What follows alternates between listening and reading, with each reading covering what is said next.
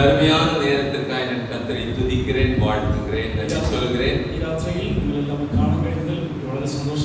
இந்த இரவு வேளையிலே உங்களை எல்லாம் பார்க்க நேர்ந்ததிலே மிகுந்த சந்தோஷம். விசேஷமாக என்னை இந்த இடத்திலே அழைத்த அருமையான தேவதாசருக்கு என்னுடைய நன்றியை தெரிவித்துக்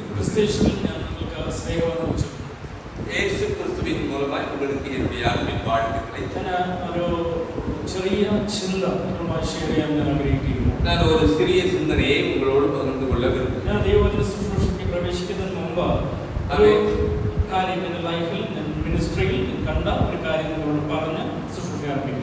நான் என்னுடைய கர்த்தருடைய வார்த்தையை உங்களுக்கு சொல்கிறதற்கு முன்பதாக என்னுடைய வாழ்க்கையிலே நடந்த நான் கண்ட ஒரு அனுபவத்தை உங்களிடத்திலே நான் பங்கு வைக்க விரும்புகிறேன். വർഷങ്ങൾക്ക് മുമ്പ് ഞാൻ കന്യാകുമാരിയിൽ 5 ഗ്രാമം എന്ന സ്ഥലത്ത് ശുശ്രൂഷ ചെയ്യുകയുണ്ടായി. பல வருடங்களுக்கு முன்பதாக கன்னியாகுமரி மாவட்டத்திலே இருக்கிற 5 கிராமம் என்கிற ஒரு இடத்திலே நான் ஊழியம் செய்ய நேர்ந்தது. അതൊരു ചെറിയ ചർച്ചാണ്. அது ஒரு மிக சிறிய சபையாக മൈക്ക് ഉപയോഗിച്ചല്ല അവിടെ മെസ്സേജ് കൊടുക്കുന്നത്. அங்க மைக் எல்லாம் யூஸ் பண்ணி ஒன்றும் மெசேஜ் கொடுக்க மாட்டாங்க. നിങ്ങൾക്കറിയാമോ, ഒരു ദൈവദാസൻ ശുശ്രൂഷിക്കുമ്പോൾ പ്രസംഗിക്കുന്ന പ്രാസംഗികന് ഏറ്റവും പ്രസംഗിക്കാൻ ടഫായിട്ടുള്ള ഒരു സമയം ഏതാണെന്ന് അറിയാമോ? உங்களுக்கு தெரியுமா, ஒரு பிரசங்கியாருக்கு மிகவும் கடினமான ஒரு சூழ்நிலை எது என்பது உங்களுக்கு தெரியுமா? പ്രസംഗിക്കുമ്പോൾ ഉണ്ടാകുന്ന ഒരു ടഫായിട്ടുള്ള സമയം, அவர் பிரசங்கம் பண்ணுகிற பொழுது அவருக்கு ஏற்படுகிறதான கடினமான சூழல் எது என்பது உங்களுக்கு தெரியுமா? ആ സമയം അറിയാമോ? ഏത് സമയമാണ്? அது எந்த டைம் தெரியுமா? അറിയില്ല അല്ലേ? ഒരു ഉച്ചയോട് അടുക്കുന്ന സമയമാണ്, മധ്യാഹ്ന സമയമാണ് ഏറ്റവും വളരെ ബുദ്ധിമുട്ടുള്ള. அது ஒரு மத்தியான வேலை தான். ஒரு பாஸ்டர்ல பிரசங்கத்துக்கு கொடுக்கிறது மத்தியான நேரத்துல கொடுத்தா ரொம்ப கடினமான நேரம். വിശപ്പ് വരുന്ന സമയമാണ്, ஒன்று பசி எடுக்கிற நேரம், ഉറക്കം വരുന്ന സമയമാണ്, ஒன்று தூக்கம் வர நேரம். ഒരു മനുഷ്യൻ ഏറ്റവും കൂടുതൽ മെസ്സേജ് കേൾക്കുന്നത് 20 മിനിറ്റാണ്. 20 മിനിറ്റ്. ஒரு மனிதன் அதிகமாய் ஒரு செய்தியை உற்று கவனிக்கிற நேரம் என்று சொல்வது 20 நிமிடங்கள். ആ 20 മിനിറ്റ് കഴിഞ്ഞാൽ പിന്നെ എന്തെങ്കിലും തമാശ ഉണ്ടെങ്കിൽ കേട്ടിരിക്കും, കൈയടിക്കാൻ എന്തെങ്കിലും വാക്കുകൾ ഉണ്ടെങ്കിൽ കൈയടിക്കും, അല്ലാണ്ട് നമ്മുടെ മൈൻഡിൽ നിൽക്കാറില്ല. அதுக்கப்புறம் ஒரு வசனத்தை கேட்கிறா அப்படின்னா ஒன்று பாட்டு பாடணும், இல்லைன்னா ஏதாவது கதை சொல்லணும், கமெண்ட் சொல்லணும், அப்பதான் கேட்பாங்க. ഇതുപോലൊരു സമയം എനിക്ക് ആറ്റൂർ എന്ന് പറയുന്ന സ്ഥലത്ത് ഉച്ചയ്ക്ക് മെസ്സേജ് തന്നു. இப்படிப்பட்டதான ஒரு நேரத்திலே, மதிய நேரத்திலே எனக்கு ஆற்றூர் அப்படிங்கிறதான இடத்திலே எனக்கு வாய்க்கப்பட்டது. ആ ചർച്ച വലിയ നീളമുള്ള ചർച്ചയാണ്. அந்த சர்ச் மிகவும் நீளமானது, വീതി കുറഞ്ഞ ചർച്ചയാണ്. ஆனா அகலம் கம்மியா இருக்கு. ഞാൻ പ്രസംഗിക്കുമ്പോൾ ബാക്കറ്റത്തിൽ ഇരിക്കുന്ന എല്ലാവരുടെയും കണ്ണ് കാണാൻ പറ്റത്തില്ല, അമ്മാതിരി നീളമുള്ള ചർച്ച. நான் இங்க இருந்து பேசுறேன் அப்படின்னா கடைசியில் இருக்கிறவங்களோட கண்ணை பார்க்க முடியாது, ஏன்னா அவ்வளவு நீளமான சர்ச். 12 മണി മുതൽ 4 മണി വരെയാണ് മെസ്സേജ് ടൈം. மதியானம் 12 மணியிலிருந்து 4 மணி வரைக்கும் நான் பிரசங்கம் பண்றேன். എനിക്കറിയാം ആ സമയം ഏകദേശം പേര് എന്റെ പ്രസംഗം കേട്ടോ. இந்த டைம்ல எனக்கு நல்லாவே தெரியும் என் பிரசங்கத்தை கேட்டா இவங்க எல்லாம் தூங்குவாங்க. ഞാൻ പ്രസംഗിക്കാൻ തുടങ്ങി, நான் பிரசங்கிக்க അവർ ഉറങ്ങാനും തുടങ്ങി. அவங்க தூங்கவும் தொடങ്ങி. എനിക്ക് വളരെ ആശ്വാസമായി. எனக்கு ரொம்ப நிம்மதியா போச்சு. വീട്ടിൽ ഉറക്കമില്ലാത്തവർക്ക് എവിടെയെങ്കിലും ഉറക്കം കിട്ടുന്നെങ്കിൽ അതൊരു ഭാഗ്യം. வீட்டுல தூங்காம இருக்கிறவங்க இங்க வந்தா தூங்குறாங்களேன்னு நான் நினைச்சு பாக்கியம் அப்படின்னு நினைச்சேன். അതിനിടയിൽ ഞാൻ ശ്രദ്ധിച്ചു, ഒരു സഹോദരൻ എന്നെ ശ്രദ്ധിച്ചുകൊണ്ടിരിക്കുകയാണ്. അതിനിടയിൽ நான் கவனித்தேன், ஒரு சகோதரன் என்னை உற்று பார்த்து, അതായത് കണ്ണ് തുറന്ന് എന്നെ നോക്കിക്കൊണ്ടിരിക്കുന്നു. அவர் என்னை கண் திறந்து நன்றாய் பார்த்து, എന്റെ മനസ്സുകൊണ്ട് ഞാൻ ഒരു തീരുമാനമെടുത്തു. நான் என் மனதிலே ஒரு தீர்மானத்தை எடுத்தேன். വേറെ ആർക്കു വേണ്ടി പ്രാർത്ഥിച്ചില്ലേലും ആ പ്രസംഗം കേട്ട് ശ്രദ്ധിച്ചിരുന്ന മനുഷ്യന് വേണ്ടി പ്രാർത്ഥിക്കണം. வேற யாருக்காகவும் நான் ஜெபம் பண்ணலைனாலும் என்னையே உற்று பார்த்து கொண்டிருந்த அந்த சகோதரனுக்காக நான் ஜெபிக்க வேண்டும் என்று தீர்மானித்தேன். 4 മണിയായി, മെസ്സേജിന്റെ സമയം കഴിഞ്ഞു. 4 மணி ஆயிற்று, என்னுடைய செய்தியின் வேலை முடிந்தது. ഞാൻ ജനത്തിനിടയിലേക്ക് പ്രാർത്ഥിക്കാൻ ഇറങ്ങുകയാണ്. அவர்களுக்குள் ஜெபிக்கிறதற்காக நான் இறங்கி போகிறேன். ആ ചേർന്നിരിക്കുന്ന സഹോദരന്റെ അടുക്കൽ എത്തിയപ്പോൾ ഞാൻ ഉറക്കെ ഒരു സ്തോത്രം പറഞ്ഞു. என்னை உற்று பார்த்து கொண்டிருந்த சகோதரன் கிட்ட போன உடனே நான் ரொம்ப சத்தமா ஒரு ஸ்தோத்திரம் சொன்னேன். അന്നേരമാണ് എനിക്കൊരു സത്യം മനസ്സിലായത്. കണ്ണ് തുറന്നത് മാത്രമല്ല, കണ്ണടച്ചത് മാത്രമല്ല, കണ്ണ് തുറന്നിരുന്നു ഉറങ്ങാം എന്ന കാര്യം എനിക്ക് മനസ്സിലായി. அப்பதான் எனக்கு ஒரு உண்மை புரிஞ்சது. கண்ணு மூடிக்கிட்டு தூங்குறது இல்ல, கண்ணை திறந்துட்டும் தூங்கலாம் அப்படிங்கறத நான் அப்படிதான் புரிஞ்சுக்கிட்டேன். അതുവരെ എനിക്കറിയാവുന്നത് കണ്ണടച്ച് മാത്രമുള്ള ഉറക്കം. அதுவரைக்கும் எனக்கு தெரியும் கண்ணை மூடி தூங்கினாதான் தூக்கம் வரும்னு தெரியும். ഇങ്ങനെ കണ്ണടച്ചും കണ്ണടയ്ക്കാതൊക്കെ ഇരുന്ന് ഉറങ്ങുന്ന സമയത്താണ്, നല്ല ക്ഷീണമുള്ള സമയത്താണ് 5 ഗ്രാമത്തിൽ നിന്ന് ശുശ്രൂഷ ചെയ്യുന്നത്. மிகவும் களைப்புள்ள, கண்ணை மூடியும் கண்ணை மூடாமையும் தூங்கக்கூடிய ஒரு நேரத்துல தான் எனக்கு முதல்ல ஊழியம் செய்யக்கூடிய பாக்கியம் கிடைச்சது. മെസ്സേജ് തുടങ്ങിയ നിമിഷം മുതൽ നിങ്ങൾ ഇരിക്കുന്നത് പോലെ തറയിലിരിക്കുന്നതിൽ ഒരു ആന്റിയുടെ മടിയിൽ ഒരു കുഞ്ഞ് കിടക്കുകയായിരുന്നു. அவன் பிரசங்கம் தொடங்கின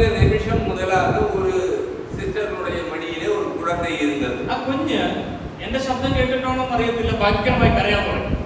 அந்த குழந்தை என் சத்தத்தை கேட்டுதான் அழ ஆரம்பித்ததோ என்னமோ தெரியவில்லை, ஆனால் பயங்கரமாய் அழ ஆரம்பித்தது. നമുക്ക് മാത്രമുള്ള, മനുഷ്യർക്ക് മാത്രമുള്ള ഒരു പ്രത്യേകതയാണ് அது மனிதர்களுக்கு மட்டும் இருக்கிற ஒரு தனித்துவம்.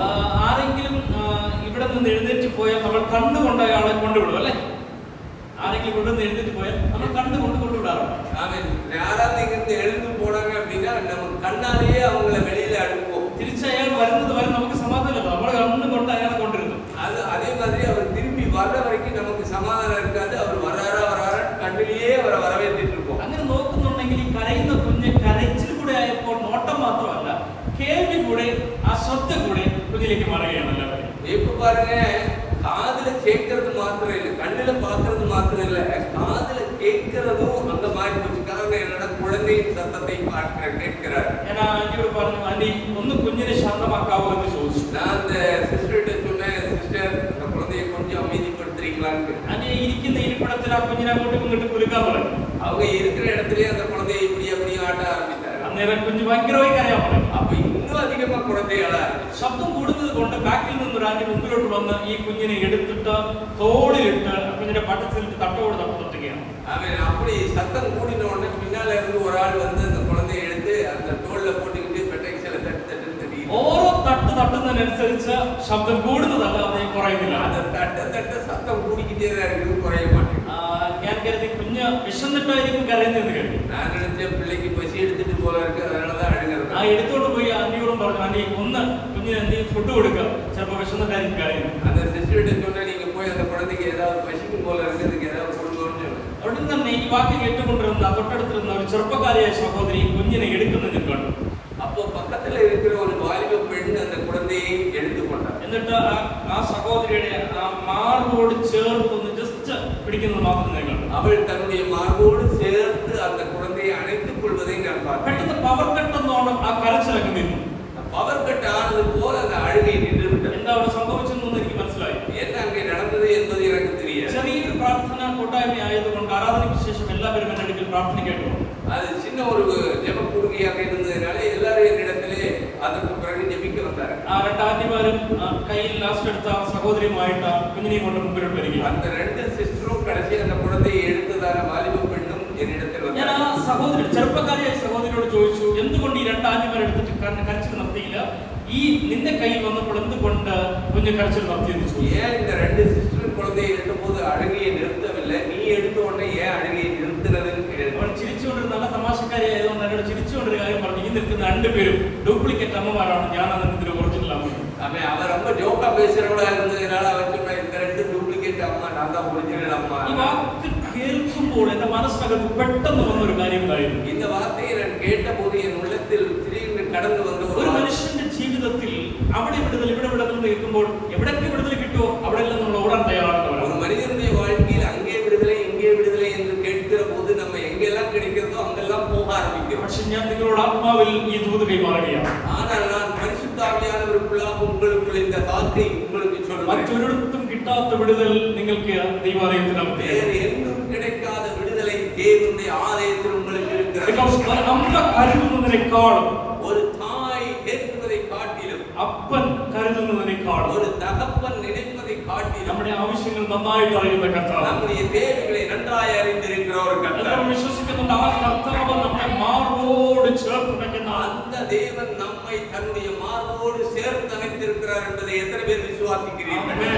ஹல்லேலூயா. ഇവിടെ കുഞ്ഞിരിപ്പുണ്ടെങ്കിൽ ആ കുഞ്ഞ് ഏറ്റവും കൂടുതൽ ആഗ്രഹിക്കുന്ന അമ്മയുടെ മാർബോട് ചേർന്ന് ചാരി കിടക്കാനായിരിക്കും. ஒரு குழந்தை இருக்கிறது என்று சொன்னால் அந்த குழந்தை மிகவும் அதிகமாய் எதிர்பார்க்கிறது தன்னுடைய தாயின் மார்போடு சேர்ந்திருப்பதை. ഞാൻ വീട്ടിൽ ചെന്ന് ബെഡിൽ കിടക്കണമെങ്കിൽ എനിക്ക് രണ്ട് പിള്ളേരെ കത്ത് തന്നിട്ടുണ്ട്. രണ്ടുപേരും ഓടി വന്ന് എന്റെ നെഞ്ചിൽ ഇങ്ങനെ കിടക്കും.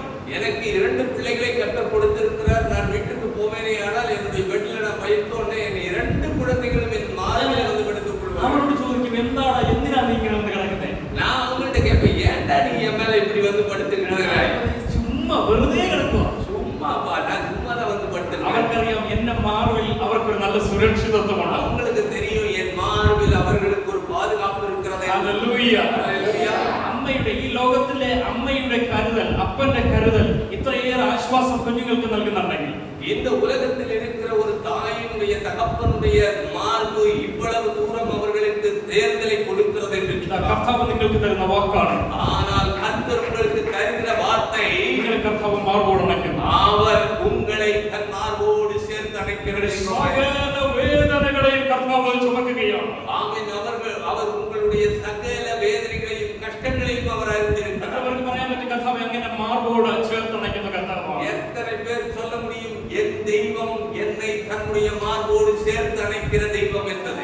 ഈ വാക്കുകൾ പറയുമ്പോൾ കർത്താവ് എന്നെ മാർബോട് ചേർത്ത് അണയ്ക്കുന്ന കർത്താവ്. எத்தனை பேர் சொல்றீங்க இப்ப ஆண்டவரே என்னை உம்முடைய மார்போடு சேர்த்து அணைத்துக் கொள்ளும்னு சொல்றீங்க? ஹalleluya ஹalleluya. തമിഴിൽ ഈ വാക്കുകൾ തന്നെ പറയുന്ന ഒരു പാട്ട് എനിക്ക് ഓർമ്മ വരുന്നുണ്ട്. തമിഴിൽ ഈ വാക്കുകൾ തന്നെ പറയുന്ന ഒരു പാട്ടുണ്ട്. தமிழ்ல இந்த வார்த்தையை பயன்படுத்தியே பாடுகிறதான பாடல் ஒன்று உண்டு. എത്ര പേർക്ക് അവരെ പാട്ട്? எத்தனை பேருக்கு தெரியும்? മാർബോട് അണയ്പ്പാരേ മനക്കവലൈ തീർപ്പാരേ മാർബോട് അണയ്പ്പാരേ മനക്കവലൈ തീർപ്പാരേ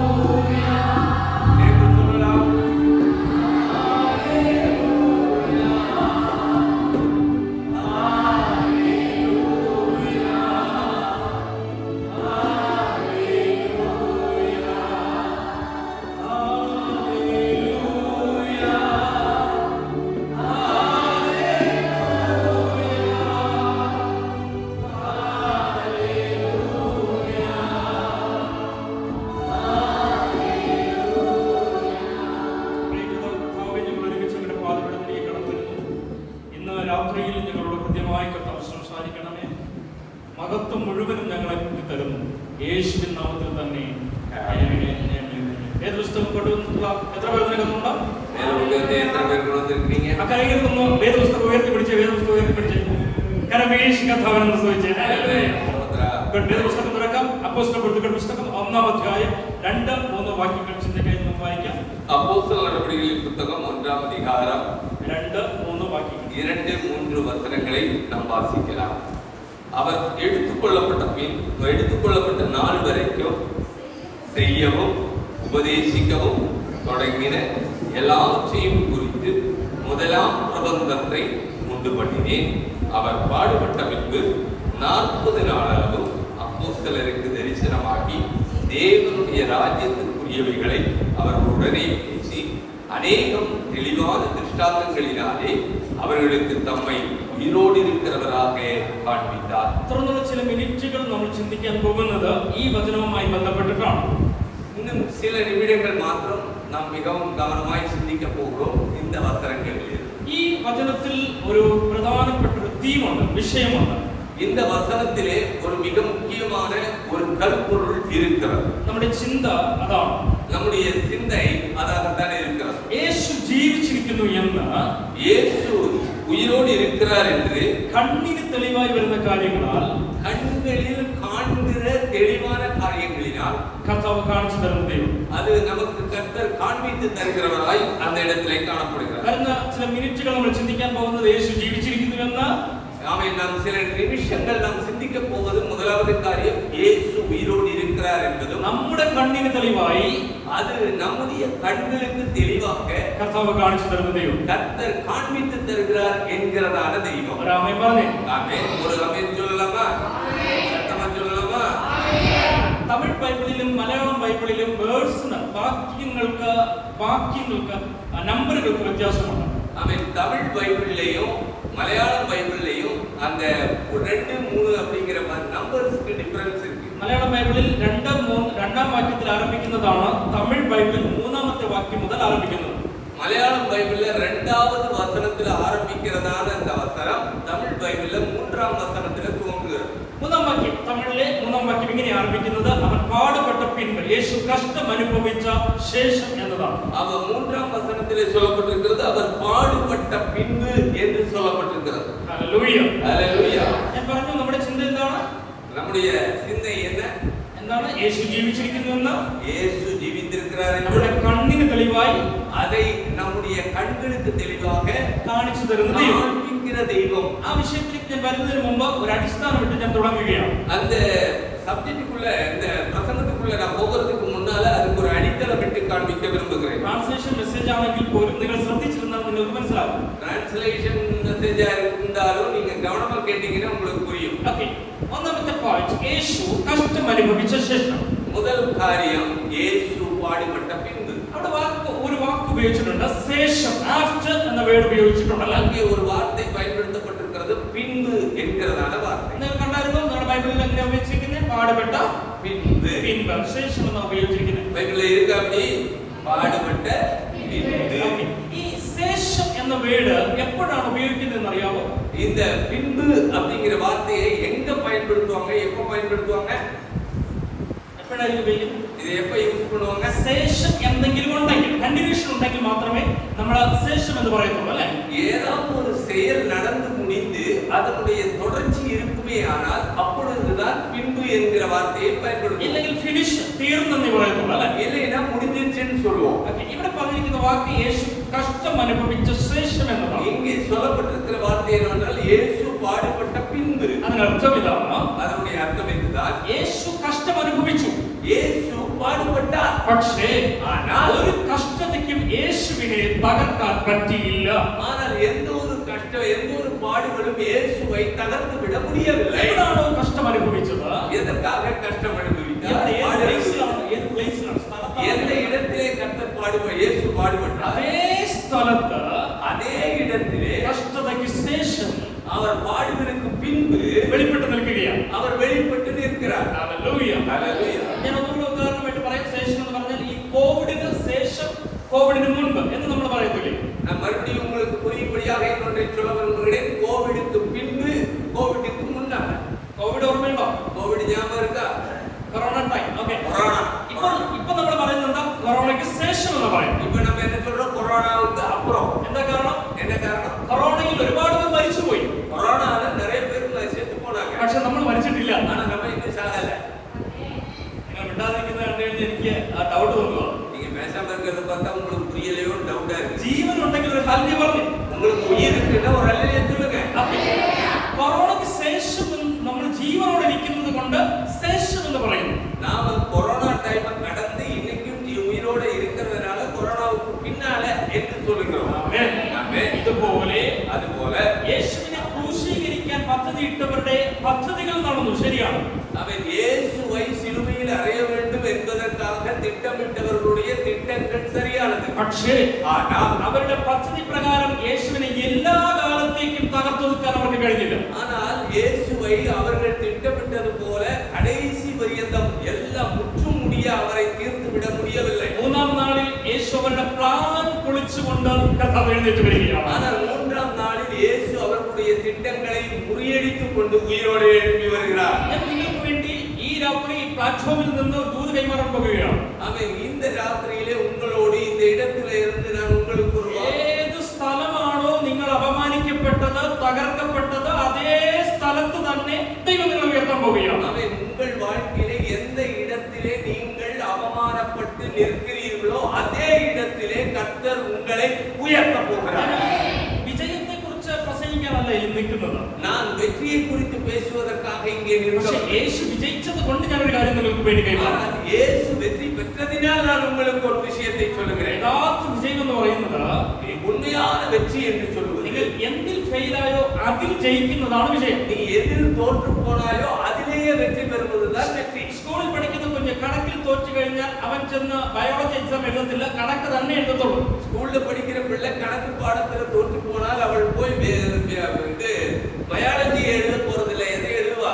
கணக்கத்தான். കാരണം അവർക്ക് ഒരു ലക്ഷ്യമുണ്ട്, തോറ്റതിൽ ജയിക്കണം. ஏனென்றால் அவளுக்கு ஒரு இலட்சியம் இருக்கிறது. என்னன்னு?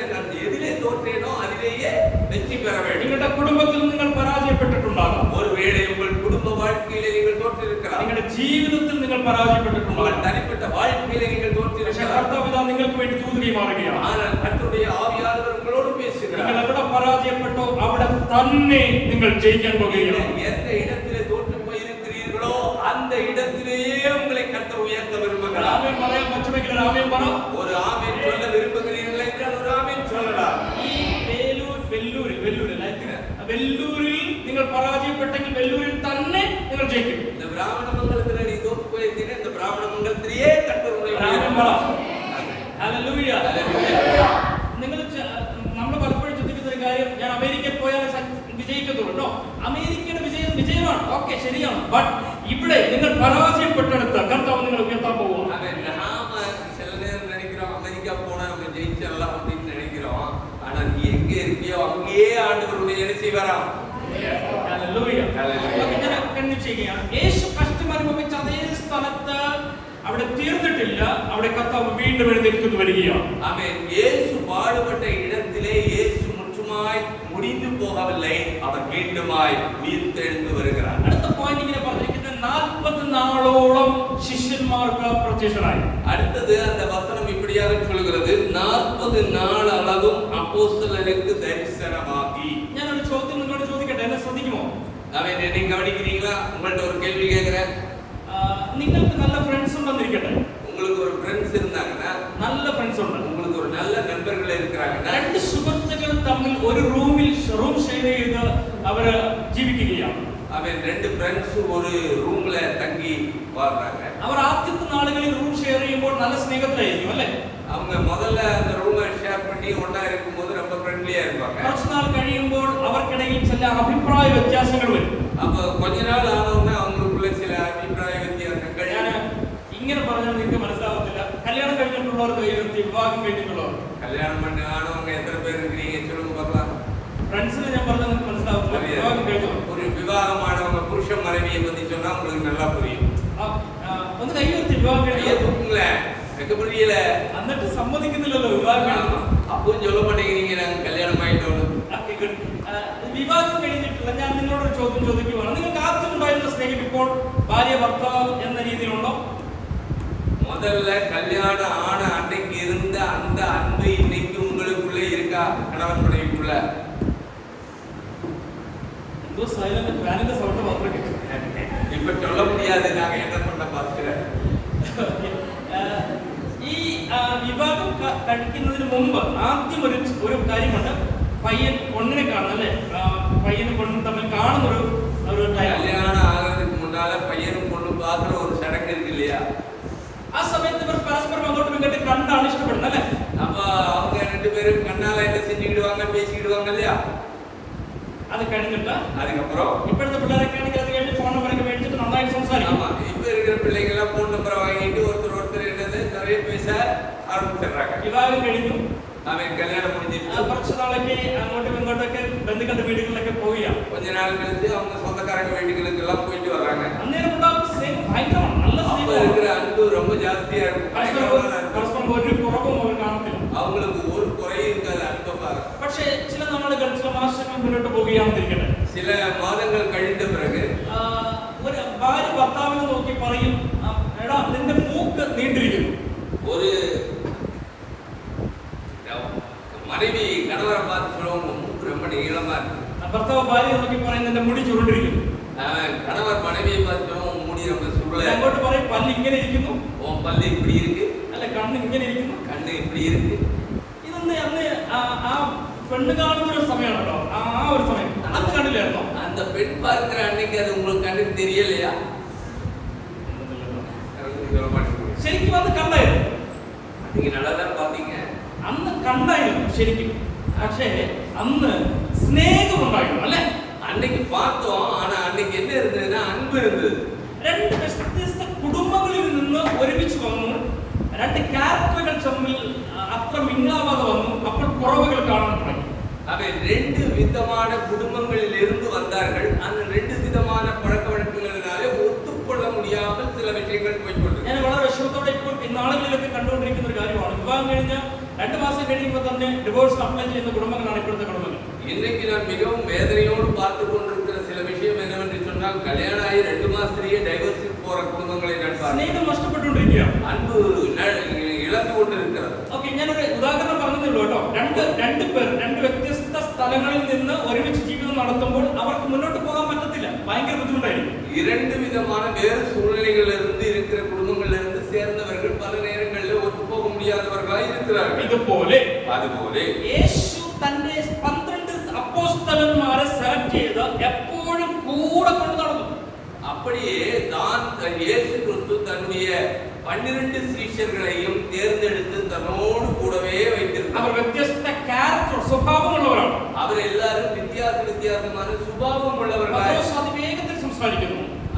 പത്രോസ് അവൻ பேதுரு மிகவும் வேகமாய் பேசுகிறவன். യോഹന്നാൻ വളരെ സാവധാനത്തിൽ മൂവ് ആവുന്നവൻ. யோவான் மிகவும் மெதுவாய் பேசுகிறவன். എന്നിട്ടും ആനാലും യേശു 12 പേരെയും ഒരുപോലെ സ്നേഹിച്ചു. ஆனால் இயேசு 12 பேரையும் ஒரே மாதிரி நேசித்தார். ഹല്ലേലൂയ. ഹല്ലേലൂയ. ഇവിടെയാണ് യേശുവിനെ നന്നായി സ്തുതിച്ചു പോയൊരു കാര്യമാണ്. ആമേൻ. അங்கதான் ആண்டവർ യേശുவை அதிகമായി ഞാൻ സ്തുതിக்கிறேன். കുറവുകൾ പറയാൻ കർത്താവിന് ഒത്തിരി കുറവുകൾ ഇവരെ കുറിച്ച് പറയാൻ ഉണ്ടായിരുന്നു. குறைவுகளை சுட்டிக்காட்டுவதற்கு ஆண்டவர் இயேசுவுக்கு अनेक காரியங்கள் அங்கே இருந்தது. ഇവരെ കുറിച്ച് പറയാൻ ഒത്തിരി കുറവുകൾ ഉണ്ടായിരുന്നു. இந்த சீஷர்களை குறித்து சொல்வதற்கு இயேசுவுக்கு நிறைய குறைவுகள் இருந்தது. പക്ഷേ ആ കുറവുകളെല്ലാം മറന്ന് വീണ്ടും കർത്താവ് ഇവരെ അന്വേഷിച്ചു വന്നു എന്നാണ്. அந்த குறைவுகளை எல்லாம் மறந்துவிட்டு ஆண்டவர் இயேசு மீண்டுமாய் இவரை தேடி வருகிறதை பார்க்கிறோம். ആമേൻ. അതാണ് ക്രിസ്തുവിന്റെ സ്നേഹം. നമ്മുടെ ക്യാരക്ടർ കണ്ടല്ല കർത്താവ് നമ്മളെ സ്നേഹിച്ചത്, കർത്താവിന് ദയ തോന്നിയാണ് കർത്താവ് നമ്മളെ സ്നേഹിച്ചത്. அதுதான் ஆண்டவர் இயேசுவினுடைய அன்பாக இருக்கிறது. ஏனென்றால் அவர் நம்முடைய குறைவுகளை கண்டு அவர் நம்மை நேசிக்கவில்லை, அவர் தம்முடைய அன்பினாலே நம்மை நேசிக்கிறவராய் இருக்கிறார். വീണ്ടും 40 നാളോളം ശിഷ്യന്മാർക്ക് വേണ്ടി കർത്താവ് കൊടുത്തു. அவர் மீண்டும் 40 നാളളവും ശിഷ്യர்களோடு ദർശനമായി. ഒരു രോഗസൗഖ്യത്തിനായി പ്രാർത്ഥിക്കുന്ന ആരെങ്കിലും നിനക്കുണ്ടോ?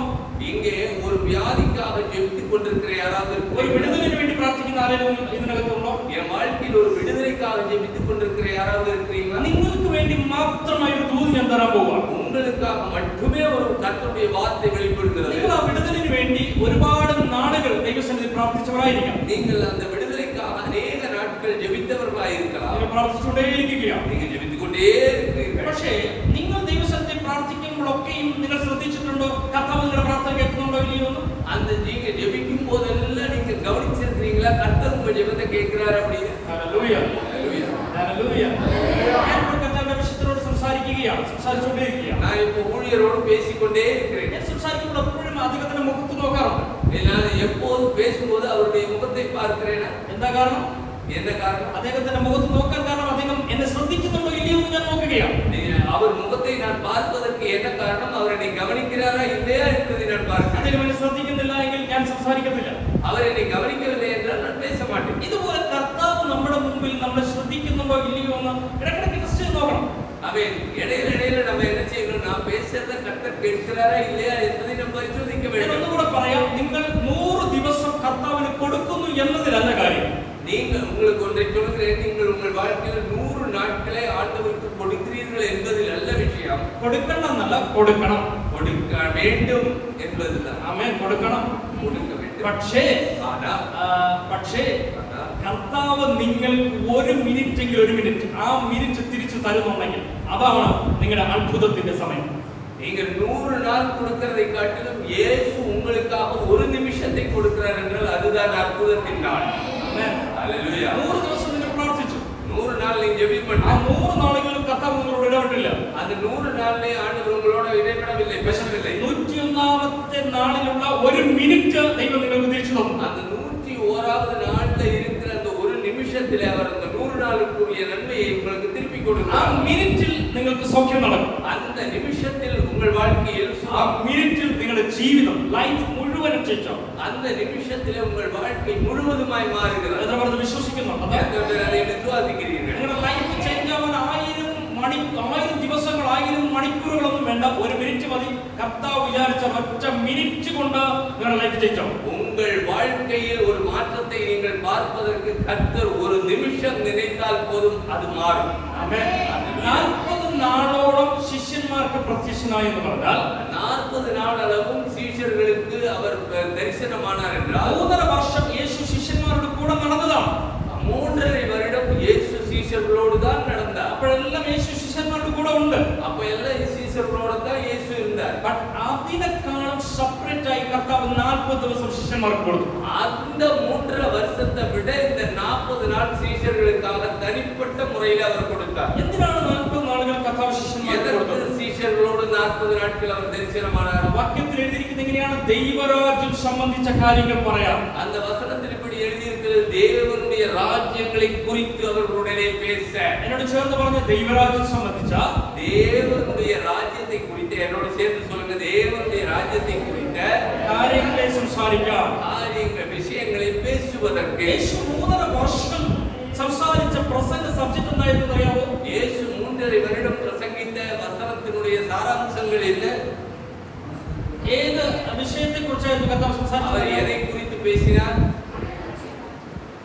ദൈവരാജ്യം, പരലോകരാജ്യം. കറക്റ്റാണ്. ദൈവരാജ്യം എന്ന സബ്ജക്റ്റിൽ നിന്നാണ് കർത്താവ് സംസാരിച്ചത്. இயேசு பேசினது அவர் 3.5 வருஷம் சீஷர்களோடு உயிரோடு இருந்தபோது பேசினது என்னது? பரலோக ராஜ்யத்தை குறித்து தான் பேசினார். ഓക്കേ, again വീണ്ടും 40 days 40 ദിവസവും കർത്താവ് ശിഷ്യന്മാരോട് സംസാരിച്ചത് ദൈവരാജ്യത്തെ കുറിച്ചാണ്. மீண்டும் 40 நாட்கள் தரிசனமாகி பேசினதும் எதை குறித்து பேசுகிறார்? தேவனுடைய ராஜ்யத்தை குறித்தே பேசுகிறார். ഞാൻ ഈ വാക്യം വായിച്ച ഇതിന്റെ ഒരു അർത്ഥത്തിന് വേണ്ടി ഞാൻ ഇങ്ങനെ പ്രാർത്ഥിക്കുകയാണ്. കർത്താവ് എന്തിനാണ് വീണ്ടും കർത്താവ് സംസാരിച്ചത്? ஏன் ஆண்டவரே நீர் இந்த வார்த்தையை குறித்து இப்படி பேசினீர் என்பதை குறித்து நான் தரித்துவமாய் ஜெபம் பண்ண ஆரம்பித்தேன். കർത്താവ് എനിക്കൊരു എക്സാമ്പിൾ, ഉദാഹരണം പറഞ്ഞു. அப்ப ஆண்டவர் எனக்கு ஒரு பெரிய உதாரணத்தை சொல்லி தந்தார். എനിക്ക് 2 പിള്ളേരാണ് കർത്താവ് എനിക്ക് തന്നിരിക്കുന്നത്. எனக்கு ஆண்டவர் 2 பிள்ளைகளை கொடுத்திருக்கிறார். മിക്കവാറും ഈ വിദൂരങ്ങളിൽ യാത്ര എല്ലാ ആഴ്ചകളിലും ഓരോ ദേശങ്ങളിൽ മെസ്സേജിനായി ചെല്ലുന്ന ഒരു മനുഷ്യനാണ്. நான் அடிக்கடி இப்படியாக வெளியூர்களுக்கு போய் வெளி தேசங்களுக்கு போய் கர்த்தருடைய வார்த்தையை பேசுகிற ஒரு மனிதன். ഓരോ ആഴ്ച കഴിഞ്ഞിട്ട് ഞാൻ നാട്ടിലേക്ക്, ഓരോ മീറ്റിംഗ് കഴിഞ്ഞിട്ട് തിരിച്ച് ഞാൻ നാട്ടിലേക്ക് ചെല്ലും. நான் ஒரு மீட்டிங் முடிஞ்சிட்டு நான் வீட்டுக்கு போவேன். ചെല്ലുന്ന സമയങ്ങളിലെല്ലാം എന്റെ 2 പിള്ളേർ എന്നെ നോക്കിയിരിക്കും. അപ്പ ഞങ്ങൾക്ക് എന്താ മേടിച്ചോണ്ട് വന്നേ എന്ന് നോക്കിയിരിക്കും. அப்ப நான் போகும்போது என் குழந்தைகள் ஒன்றை எதிர்பார்த்து கொண்டே இருப்பார்கள். நான் என்ன அவர்களுக்காக வாங்கி கொண்டு வந்தேன் என்று எதிர்பார்ப்பார்கள். ഈ സ്ഥലത്ത് നിന്ന് ഞാൻ മിഠായി എന്തെങ്കിലും മേടിക്കണമെന്നിരിക്കട്ടെ. இந்த ஊர்ல இருந்து நான் ஒரு மிட்டாய் வாங்குறேன்னு வெச்சுங்க. ഒരു പാക്കറ്റിനകത്ത് 100 രൂപയ്ക്ക് 100 എണ്ണം കിട്ടുന്ന, 1 രൂപയുടെ മിഠായി ഉണ്ടോ എന്ന് എനിക്ക് അറിയത്തില്ല. 100 രൂപയ്ക്ക് 100 എണ്ണം കിട്ടുന്ന ഒരു പാക്കറ്റ് മിഠായി ഞാൻ മേടിക്കുന്നു. ஒரு பாக்கெட்ல 100 இருக்கிற மிட்டாய் இருக்கிற ஒன்றை நான் வாங்குகிறேன். അതുപോലെ തന്നെ കോസ്റ്റ്ലി ആയിട്ടുള്ള നല്ല വിലപിടിപ്പുള്ള ഒരു 3 മിഠായി ഞാൻ മേടിക്കുന്നു. എന്റെ പിള്ളേർക്ക് ഭാര്യയ്ക്കുമായിട്ട് 3 എണ്ണം ഞാൻ മേടിക്കുന്നു. என்னுடைய மனைவிக்கும் 2 பிள்ளைகளுக்குமாக வேற மிக விலை உயர்ந்த ஒரு 3 மிட்டாய்களையும் வாங்குகிறேன். എന്നെ ശ്രദ്ധിക്കുന്നുണ്ടോ? என்னை கவனிக்கிறீங்களா? എത്ര ടൈപ്പ് ഞാൻ മിഠായി മേടിക്കുന്നു? எத்தனை டைப் மிட்டாய் வாங்குறேன்? 2 ടൈപ്പ് മേടിക്കുന്നു. 2 டைப் வாங்குறேன். ഒന്ന് 1 രൂപയ്ക്ക് 100 എണ്ണം കിട്ടുന്നു. 100 மிட்டாய் இருக்கு. ഓക്കേ.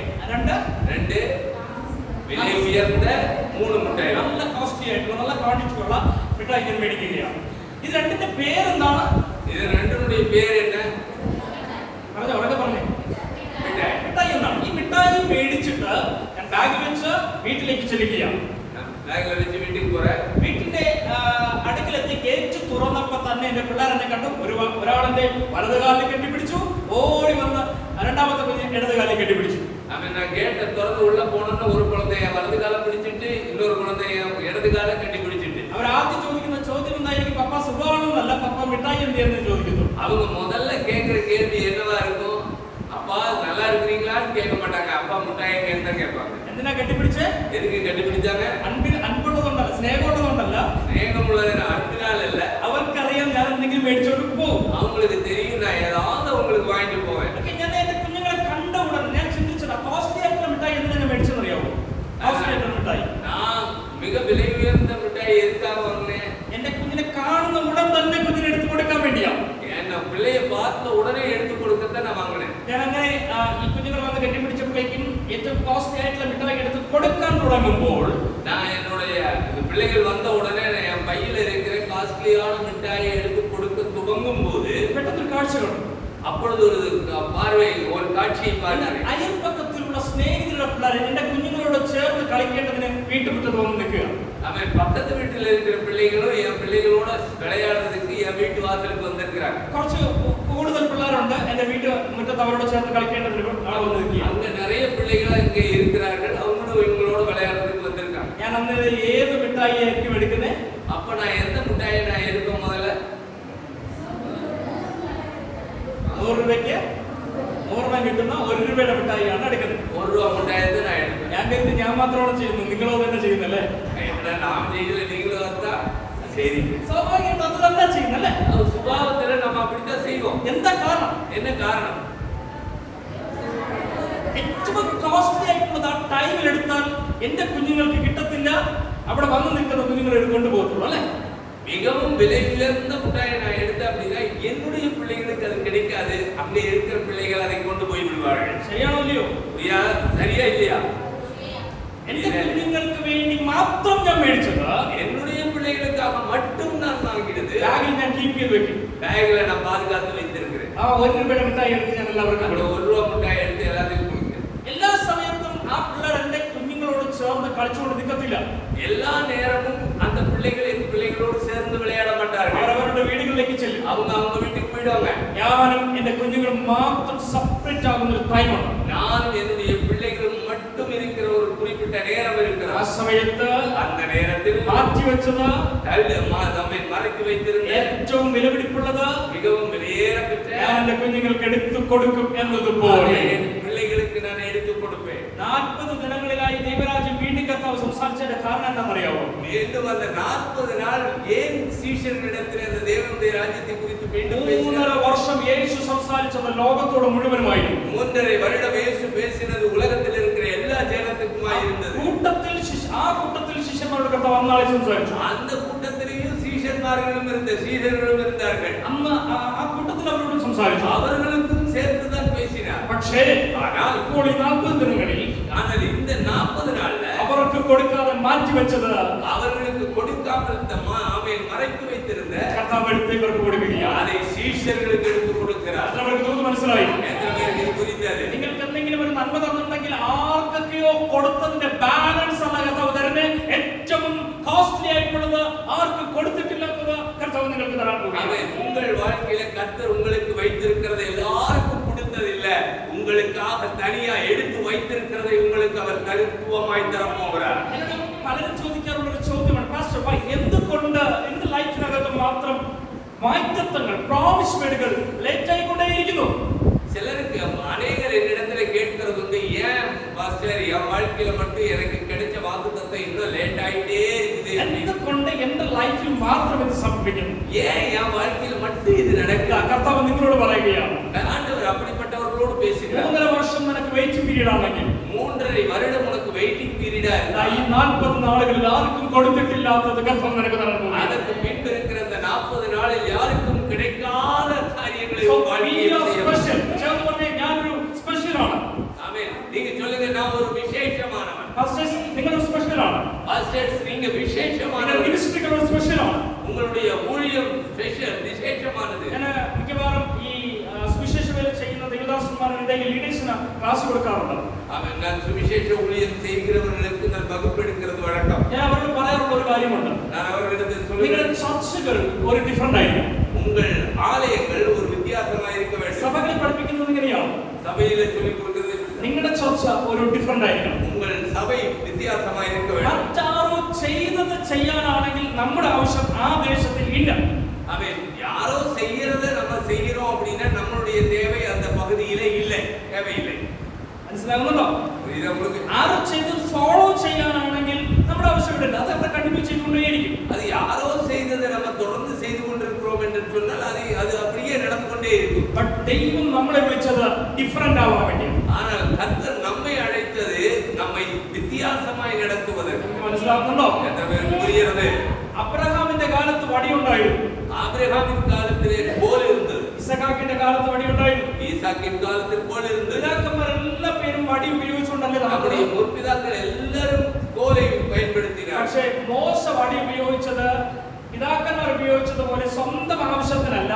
മോശ വടി ഉപയോഗിച്ചത് ജനത്തിന്റെ വിടുതലിന് വേണ്ടി. ஆனால் மோசேயின் கையிலே கோல் இருந்தது. மோசே பயன்படுத்தினது தன்னுடைய சொந்த காரியத்துக்காக அல்ல, ஜனத்தின் விடுதலைக்காக கோலை பயன்படுத்தினார். നിങ്ങൾ ചിന്തിക്കുക, നിങ്ങൾ ഡിഫറെന്റ് ആണ്. நீங்கள் வித்தியாசமான. നിങ്ങളുടെ പിതാക്കന്മാർ ചെയ്തു എന്ന കാര്യം ചെയ്യാനല്ല കർത്താവ് എന്നെ വിളിച്ചത്. அவன் உங்கள் முற்பிதாக்கள் செய்ததை செய்வதற்கல்ல கர்த்தர் உங்களை அழைத்தது. അവരെക്കാളും വ്യത്യസ്തരാക്കി നിങ്ങളുടെ കുടുംബത്തിൽ കർത്താവ് നിങ്ങളെ ഉയർത്തിക്കൊണ്ടുവരും. அவர்களை விடவும் வித்தியாசமான தளங்களிலே உங்களை கர்த்தர் உயர்த்தி வருவார். ആമേൻ. വിശ്വസിക്കുന്നെങ്കിൽ ആമേൻ പറയാമോ? നിങ്ങൾക്ക് ആമേൻ പറയാൻ അറിയാവോ? ஆமென் சொல்ல தெரியுமா? അറിയാമോ? ஆமென் சொல்லுங்களேன். ചേർന്ന് ആമേൻ சொல்லுங்களேன். எல்லாரும் சேர்ந்து ஆமென் சொல்லுங்களேன். ആമേൻ എന്ന വാക്കിന്റെ അർത്ഥം അങ്ങനെ തന്നെ എന്നതാണ്. ஆமென் என்கிற வார்த்தையின் அர்த்தம் அப்படியே தான் என்பது. ഞാൻ നിങ്ങളുടെ കുടുംബത്തെ ബ്ലസ് ചെയ്താ പറയുന്നത് നിങ്ങൾ സ്പെഷ്യൽ ആയിരിക്കും. நான் உங்களுடைய குடும்பத்தை ஆசீர்வதித்து சொல்கிறேன், நீங்கள் விசேஷமானவர். ഹല്ലേലൂയ. മാറ്റി വെച്ചതിനെ കർത്താവ് നിങ്ങൾക്ക് തരും.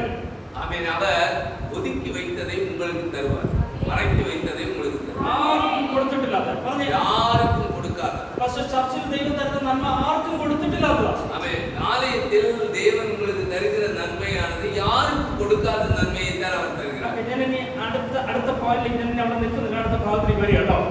ஆமென். நான் அடுத்த பாயிண்ட்க்கு போகிறேன். ദൈവരാജ്യം സംബന്ധിച്ച കാര്യങ്ങൾ കർത്താവ് സംസാരിച്ചു. தேவனுடைய ராஜ்யத்தை குறித்ததான விஷயங்களை ஆண்டவர் பேசினார். ഇനിയാണ് അടുത്ത ഭാഗം. ഞാൻ പറഞ്ഞല്ലോ കർത്താവിനെ എനിക്ക് ഭയങ്കര ഇഷ്ടമാണ്. ஆண்டவரே எனக்கு ரொம்ப பிடிக்கும். അത് പ്രധാന കാരണം കർത്താവിന്റെ വാക്ക് മാത്രമല്ലായിരുന്നു, പ്രവൃത്തി ഉണ്ടായിരുന്നു, ആക്ഷൻസ് ഉണ്ടായിരുന്നു. அது ஏன் அப்படின்னு கேட்டா அவர் சொல்ற வார்த்தை மாத்திரம் கிடையாது, அவருடைய கிரியைகளும் இருந்தது. മനുഷ്യന് വാക്ക് മാത്രമേ ഉള്ളൂ, പ്രവൃത്തി കാണുന്നില്ല. மனுஷனுக்கு வார்த்தை மட்டும்தான் இருக்குது, ஆனா செயல்ல இருக்க மாட்டான். പക്ഷെ കർത്താവിന് വാക്ക് മാത്രമല്ല, പ്രവൃത്തി കൂടെ ഉണ്ട്. ஆனால் நம்முடைய ஆண்டவருக்கு வார்த்தை மாத்திரமல்ல, அவர் செயலிலும் செய்கிறவராயிருக்கிறார். ദൈവരാജ്യം സംബന്ധിച്ച കാര്യങ്ങൾ പറഞ്ഞുകൊണ്ട് அவர் தேவனுடைய ராஜ்யத்தை குறித்ததான காரியங்களை பேசிக்கொண்டு താൻ ജീവിച്ചിരിക്കുന്നു എന്ന് அவர் உயிரோடு இருக்கிறார் என்று അനേകം ദൃഷ്ടാന്തങ്ങളാണ്.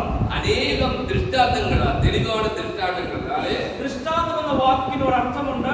അതാണ് ഞാൻ ഇടയിൽ പറഞ്ഞത്, കണ്ണിന് തെളിവായി വരുന്ന കാര്യങ്ങൾ എന്നതാണ്. திருஷ்டாந்தம் அப்படின்னு சொல்றதுக்கான சரியான ஒரு தெளிவான அர்த்தம் என்னவென்று சொன்னால், நம்முடைய கண்களுக்கு தெளிவாய் காணக்கூடியது என்பதுதான் திருஷ்டாந்தம். അനേകം ദൃഷ്ടാന്തങ്ങളാൽ அநேகம் திருஷ்டாந்தங்கள் அவர்களுக்கு தெளிவாய் காணக்கூடியது അവർക്ക് കാണിച്ചു കൊടുത്തു, அவர்களுக்கு காட்டி கொடுத்தார். ആമേൻ. ஆமென். ചേർന്ന് പറഞ്ഞേ, എനിക്ക് കാണിച്ചു തരും. எனக்கு காட்டி தருவார். சொல்லுங்களேன், எனக்கு காட்டி தருவார். கண்களினால் காணாததை எனக்கு காட்டி தருவார். கண்களினால் காணாததை என் கண்கள் காணும்படி காட்டி தருவார். ஆமென்.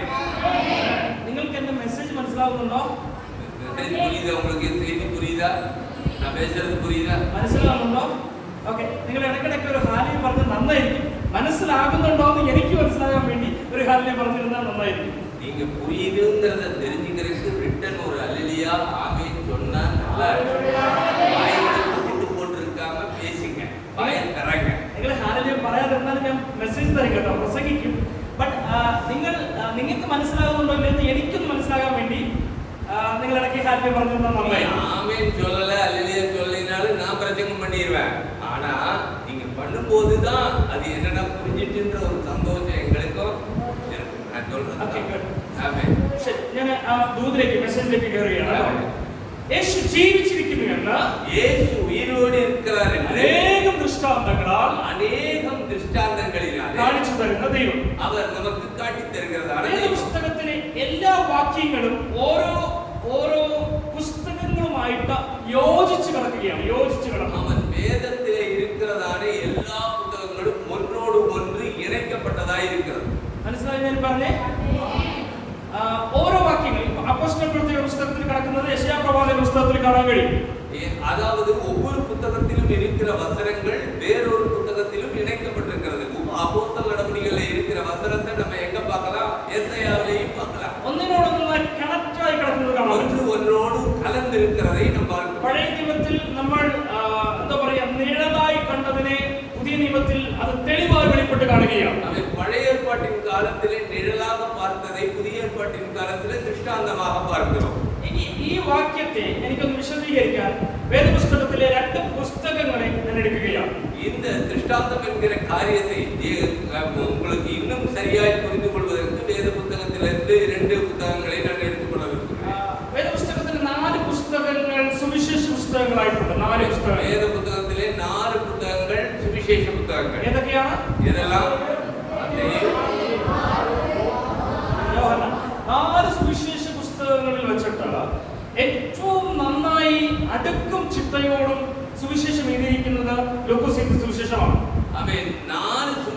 சுவிசேஷத்திலும் மிகவும் அழகாக தெளிவாக கிரமமாக ஒரு சுவிசேஷம் எழுதப்பட்டிருக்கிறது என்றால் அது லூக்கா சுவிசேஷம்.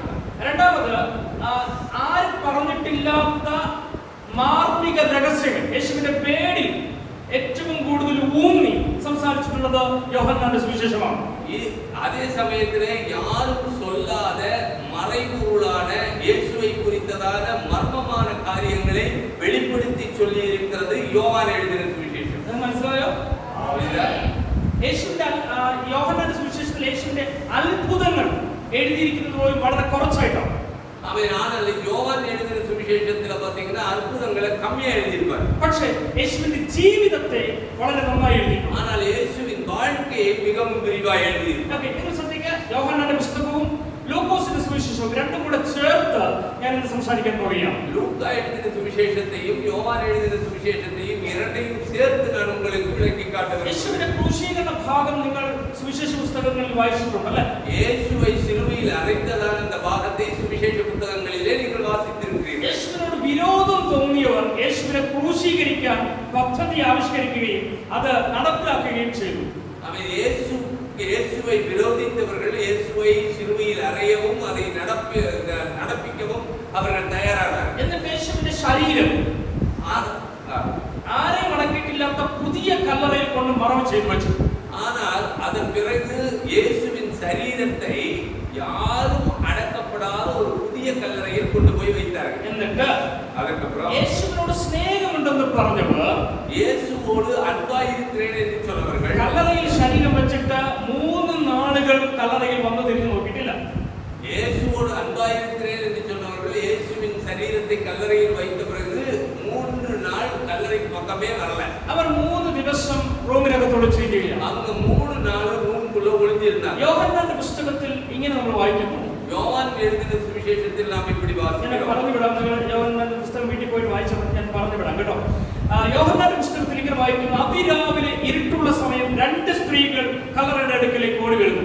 ആമേൻ. അங்கே இப்படி வாசிக்கிறோம். அதிகாலையில் இருட்டோടെ 2 സ്ത്രീകൾ കല്ലറയിടத்துக்கு ഓടി വந்தார்கள் என்று. എനിക്ക് 2 സ്ത്രീകളെ നന്നായിട്ട് അപ്രീഷിയേറ്റ് ചെയ്യണമെന്ന് ആഗ്രഹമുണ്ട്. எனக்கு அந்த 2 ஸ்திரீகளையும் ஆமென் 2 பெண்களையும் அப்ரிஷியேட் உற்சாகப்படுத்த வேண்டும் என்று நான் விரும்புகிறேன். എന്താ കാരണം അറിയാമോ? ஏனென்றால் അവർ എവിടത്തേക്കാ വരുന്നത്? அவங்க எங்க வராங்க? അവരൊക്കെ പറഞ്ഞു എവിടത്തേക്കാ? കല്ലറയുടെ അടുക്കലേക്ക് അവർ വരുന്നത്. ഏത് സമയത്താ? எந்த நேரத்துல? അതിരാവിലെ ഇരുട്ടുള്ള സമയം. ശ്രദ്ധിച്ചേക്കാൻ, ഇരുട്ടുള്ള സമയമാണ്. ഓക്കേ, ഈ ഇരുട്ടുള്ള സമയത്ത് കല്ലറയുടെ അടുക്കലേക്ക് അവർ വരുന്നു. ഇരുട്ടോടെ അവர்கள் കല്ലറയിൻ അരികെ വരുகிறார்கள். പക്ഷേ രാത്രി 10 മണി കഴിഞ്ഞാൽ ഒറ്റയ്ക്ക് രാത്രി 10 മണിക്ക് അപ്പുറം തനിയാ വെളിച്ചമൊന്നും ഇല്ലാത്ത ഈ വില്ലേജിൽ കൂടി പോകാൻ ധൈര്യമുള്ളവർ இந்த கிராமத்துல வெளிச்சமே இல்லாத ஒரு இடத்துக்கு போக தைரியமுள்ளவங்க யார் இருக்கீங்க? ദേവദാസന്മാർക്ക് നിങ്ങൾക്ക് നല്ല ധൈര്യമുണ്ട്. ഓക്കെ, നമുക്ക് പണ്ട് ധൈര്യമുള്ളതാണല്ലേ? ശരി, അതൊക്കെ ഞാൻ ഇനി അടുത്തൊരു ചോദ്യം ചോദിക്കാം. ഈ ചുടുകാട് കണ്ടിട്ടുണ്ടോ? ചുടുകാട് தெரியலையா? കേരളത്തെക്കാട്ട് കൂടുതൽ ചുടുകാടുള്ളത് ഈ ഭാഗങ്ങളൊക്കെയാണ്. ഈ ചുടുകാടിൽ ഇന്ന് വൈകുന്നേരം ഈവനിങ് 6 മണിക്ക് ഒരു ബോഡി എരിച്ചു. இன்னைக்கு 6 மணிக்கு சாயங்காலம் ஒரு பாடியை எரிச்சிட்டாங்க. പുക വന്നുകൊണ്ടേയിരിക്കുകയാണ്. வந்துட்டே இருக்கு. രാത്രി ഒരു 7-8 മണിക്ക് ശേഷം ആ പുക വരുന്ന സ്ഥലത്തൂടെ ധൈര്യമുണ്ടോ പോകാനായിട്ട്? புக வர்ற இடத்துக்கு யாராவது 8 மணிக்கு மேல போக தைரியம் இருக்கா? പോകും. പക്ഷേ ഒരു കറുത്ത പൂച്ച കരഞ്ഞുകൊണ്ട് ചാടിക്കഴിഞ്ഞാൽ അവിടെ ഇരുന്ന് നമ്മൾ ഹല്ലേലൂയ സ്തോത്രം പറയും അല്ലേ? போனாலும் ஏதாவது ஒரு கர்ப்பம் ஒரு பூனை போனா கூட என்ன செஞ்சிருவோம்? ஹல்லேலூயா ஸ்தோத்திரம் சொல்லி அங்க உட்கார்ந்துருவோம். എന്റെ കുഞ്ഞു പ്രായത്തിൽ சிறு പ്രായത്തിൽ വെള്ളിയാഴ്ച ദിവസങ്ങളിൽ രാത്രിയിൽ ഞങ്ങൾ ആരാധനയ്ക്കായിട്ട് ചെല്ലുകയാണ്. രാത്രി എല്ലാ വെള്ളിക്കിഴமை சின்ன வயசுல நான் வெள்ளிக்கிழமைகள்ல ஆராதனைக்கு போகிற എന്നൊരു അമ്മച്ചി ആരാധനയ്ക്ക് കൊണ്ടുപോകുന്നു. என்னுடைய பாட்டி தான் என்னை கூட்டிட்டு போவாங்க. ഈ പോകുന്ന സമയത്ത് അമ്മച്ചി പാടിക്കൊണ്ട് പോകുന്ന ഒരു പാട്ടുണ്ട്. നിങ്ങൾക്ക് അറിയാമെന്ന് അറിയത്തില്ല, മലയാളത്തിലൊരു പാട്ടുണ്ട്.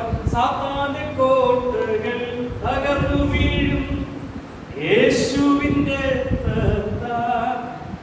മന്ത്രങ്ങൾ തന്ത്രങ്ങൾ കത്തി. ഈ പാട്ട് പാടിക്കൊണ്ട് നല്ല എനർജറ്റിക് ആയിട്ട് ആ ചൂട്ട് കട്ടി പന്ത കട്ടിച്ചിട്ട് പോകുന്നു പറയും. അന്ന് ടോർച്ചില്ല, പന്തം കത്തിച്ചുകൊണ്ട് ഇങ്ങനെ ഞങ്ങൾ ആരാധനയ്ക്ക് പോകും. கேரளாவில எல்லாம் என்னன்னு கேட்டீங்கன்னா, வெள்ளிக்கிழமை ராத்திரி பிரேயருக்கு போனோம்னாக்க நல்ல இந்த தென்னை ஓலையில சூடு மாதிரி கட்டிடுவாங்க. அதுல தலைவுல தீய பத்த வச்சுக்கிட்டு அவங்க மரப்பு மேல ரோட்ல தான் போவாங்க. இருட்டா இருக்கும், சுத்தி மரமா இருக்கிறதுனால. அப்ப இந்த அம்மா எப்படி பாடிட்டு போவாங்கன்னா, சாத்தானின் கோட்டைகள் தகர்ந்தடோ அப்படிங்கிற அந்த பாட்டை சத்தமா பாடிட்டு போறாங்க.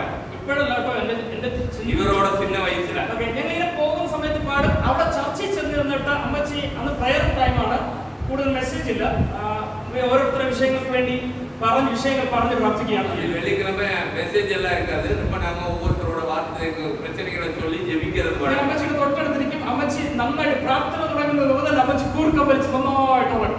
நான் அம்மாவுக்கு பக்கத்துல தான் உட்கார்ந்துருப்பேன். ஆனா ஜெபம் தொடங்கின உடனே அந்த பாட்டியம்மா என்ன செய்வாங்க, என் பாட்டியம்மா നല്ല പുറട്ടെ വിട്ട് തൂങ്ങാ. ഇപ്പോഴത്തെ പോലെ ഈ കീബോർഡൊന്നും അല്ല, അന്ന് வந்து കീബോർഡ് கிடையாது, ഡ്രം தான் இருக்கு. ഈ ലാസ്റ്റ് സമയമാകുമ്പോൾ ഒരു പാട്ടുണ്ട്. പാട്ട് പാടുന്ന സമയത്ത് ഡ്രം എടുത്ത് അടി അടിക്കുമ്പോൾ അമ്മച്ചി ഞെട്ടി അടിച്ച് അടിക്കാൻ തുടങ്ങി. പാട്ട് പാടുന്ന നേരത്തിൽ ഡ്രം അടിച്ച ഉടനെ പാട്ടിയമ്മ ഉണർന്നിരുവാங்க. അവിടെ മുതൽ തിരിച്ചു വരുന്നത് പന്തം കത്തിച്ചുകൊണ്ട് സാത്താന്റെ കോട്ടകൾ തകർന്ന് പാട്ടും പാടിക്കൊണ്ട് திரும்ப வீட்டுக்கு வரும்போது என்ன செய்வாங்க, பந்தத்தை பத்த வச்சுக்கிட்டு சாத்தானின் கோட்டைகள் தகர்ந்து விழுந்து சத்தமா பாடிட்டே வருவாங்க. ഞങ്ങൾ ഈ കുഞ്ഞായതുകൊണ്ട് ഡൗട്ട് ഞങ്ങൾക്ക് കൂടുതലാണ്. കുഴந்தைകളാ ഇരുന്ന പോത് എங்களுக்கு ഡൗട്ട് ரொம்ப ജാസ്തി. ഞാൻ ഒരു ദിവസം അമ്മച്ചിയോട് ചോദിച്ചു, അമ്മച്ചി നിങ്ങൾ പള്ളിയിൽ പോകുമ്പോൾ പാട്ട് പാടിക്കൊണ്ടാ പോകുന്നത്, പള്ളി ചെന്നിരുന്ന് നന്നായിട്ട് ഉറങ്ങുന്നുണ്ട്, തിരിച്ചു വരുമ്പോഴും പാട്ട് പാടിക്കൊണ്ട് വരും, എന്താ ഇതിന്റെ റീസൺ എന്ന് ചോദിച്ചു. பாட்டிக்கிட்ட நான் இந்த மாதிரி கேட்டேன், பாட்டி நீங்க சர்ச்சுக்கு போகும்போதும் பாட்டு பாடிக்கிட்டே போறீங்க, திரும்பி வரும்போது பாட்டு பாடிக்கிட்டே வர்றீங்க, ஆனா அங்க போய் உட்கார்ந்து தூங்குறீங்களே, இதனோட ரகசியம் என்னன்னு கேட்டேன். അമ്മച്ചി പെട്ടെന്ന് എന്നോട് പറഞ്ഞൊരു കാര്യം പറയും, എടാ പാട്ട് പാടിക്കൊണ്ട് വന്നാൽ ഒരു മാടൻ എന്ന് പറഞ്ഞ ഒരു ശക്തി ഉണ്ട്, പേടിപ്പിക്കുന്ന ഒരു ശക്തി, ഒരു മാടൻ ഞങ്ങളെ തൊടത്തില്ല, അടിക്കത്തില്ല. അതാണ് பாட்டு பாடிக்கிட்டே வந்தோம்னா எந்த மாடனும், மாடன்றது இங்கே இருக்கு, மாடன்றது நம்மளை தொடாது, பேயும் நம்மளை தொடாது. ഈ മാടൻ എന്ന് പറയുന്നത് എന്താണെന്ന് അറിയാവോ? മാടൻ என்னன்னு தெரியுமா உங்களுக்கு? അന്ന് അവിടത്തെ മാടൻ എന്ന് പറഞ്ഞാൽ ഞാൻ ഈ പറഞ്ഞുതരാം, അതുകൊണ്ട് ഞാൻ ജസ്റ്റ് പറഞ്ഞുതരാം. അങ്കത്തെ മാടൻ എന്നങ്ങறது ഞാൻ சொல்றேன். വൈകുന്നേര സമയങ്ങളിൽ ജോലിയൊക്കെ കഴിഞ്ഞിട്ട് വൈകുന്നേര സമയങ്ങളിൽ ഈ വഴിയോരങ്ങളിൽ നിന്ന് വിളകളിൽ പറമ്പുകളിലൊക്കെ ഇരുന്നിട്ട് മദ്യപിക്കുന്ന അങ്കിളുമാർ ഒത്തിരി ഉണ്ടായിരുന്നു ഞങ്ങളുടെ നാട്ടിൽ, ഒത്തിരി ഉണ്ടായിരുന്നു. நம்ம வேலையெல்லாம் முடிஞ்சதுக்கு அப்புறம் அப்படியே ஓரமா உட்கார்ந்து தண்ணி அடிக்கிறவங்க எங்க ஊர்ல இருக்காங்க. ഈ വീട്ടിലേക്ക് പോകുന്നതിന് മുൻപ് മദ്യപിക്കുന്നവർ അന്ന് ഒത്തിരി ഉണ്ടായിരുന്നു. அன்னைக்கு வீட்டு சம்பாதிச்சுட்டு எல்லாம் முடிஞ்சு வீட்டுக்கு போறதுக்கு മുன்னாடி கொஞ்சம் தண்ணி அடிச்சிட்டு போறோம். ഇവര് മിക്കവാറും അവർക്ക് ഈ മദ്യപിക്കുന്നതിന്റെ കൂടെ കഴിക്കാൻ കരിക്കറിയാവോ? കോക്കനട്ട്, ഇളനീര്. ഓക്കെ, കരിക്കാണ് അവർ യൂസ് ചെയ്തിരുന്നത്.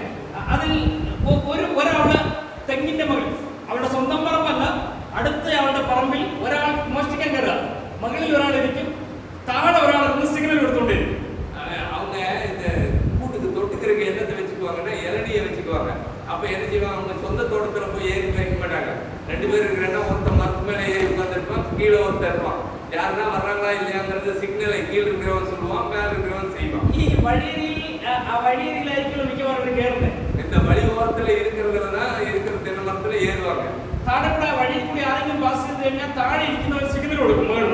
அவன் கீழே இருந்து யாராவது வர்றாங்க அப்படின்னா கீழே இருக்கிறவன் மேல சிக்னல் கொடுக்கும். അതൊരു പ്രത്യേക സൗണ്ടാണ്, அது ஒரு தனிப்பட்ட சத்தம். ഈ സൗണ്ട് കേൾക്കുമ്പോൾ നടന്നു പോകുന്നവൻ വിചാരിക്കുന്നത് മാടൻ വിളിക്കുന്നു.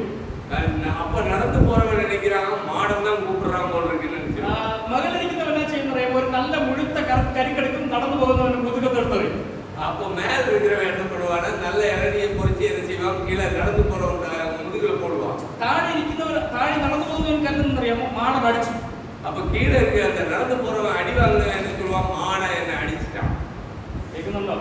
ഇതൊക്കെ ഒരു പേടിപ്പെടുത്തിയ ഒരു സമയം ഉണ്ടായിരുന്നു. அப்படி பயப்படுத்துகிற ஒரு காலம் இருந்தது. പക്ഷെ ഇപ്പൊ പുതിയ തലമുറകൾ അതിനെല്ലാം ഓവർടേക്ക് ചെയ്ത് വരികയാണ്. പുതിയ തലമുറ വന്നപ്പോൾ അതെല്ലാം ഓവർടേക്ക് ആയിപ്പോയി. ഹല്ലേലൂയ. വിദ്യാഭ്യാസം വന്നു, ദൈവത്തിന്റെ വചനം വന്നു, ഇതെല്ലാം വന്നപ്പോഴേക്കും നല്ല ചിന്ത ജനത്തിന് വന്നു തുടങ്ങി. நல்ல கல்வி வந்தது, வேத வசனம் தேசத்திலே வந்தது, அதனால நல்ல சிந்தனைகள் வந்தது, தேசம் வெளிச்சமானது. രണ്ട് വെളിച്ചം ദേശത്ത് വന്നു, ലൈറ്റിന്റെ വെളിച്ചവും വന്നു, ബൈബിളിന്റെ വെളിച്ചവും വന്നു. രണ്ട് വെളിച്ചം വന്നത്, ഒന്ന് ലൈറ്റിനോட വെളിച്ചം, രണ്ടാമത് വേദത്തിനുடைய വെളിച്ചം. രണ്ടും വന്നപ്പോ അന്ധകാരം മാറി അല്ലേ? രണ്ട് വന്നപ്പോൾ ഇരുട്ട് മാറിപ്പോയി. ഞാൻ പറഞ്ഞു വന്നത്, ഇരുട്ടിനെ നമുക്ക് പേടിയാണ്, ഇരുട്ട് നമുക്ക് ഭയമാണ്. ഹല്ലേലൂയ. അതുകൊണ്ട് ഞാൻ പറയും, നിങ്ങൾക്ക് ഈ രോഗം വരുന്ന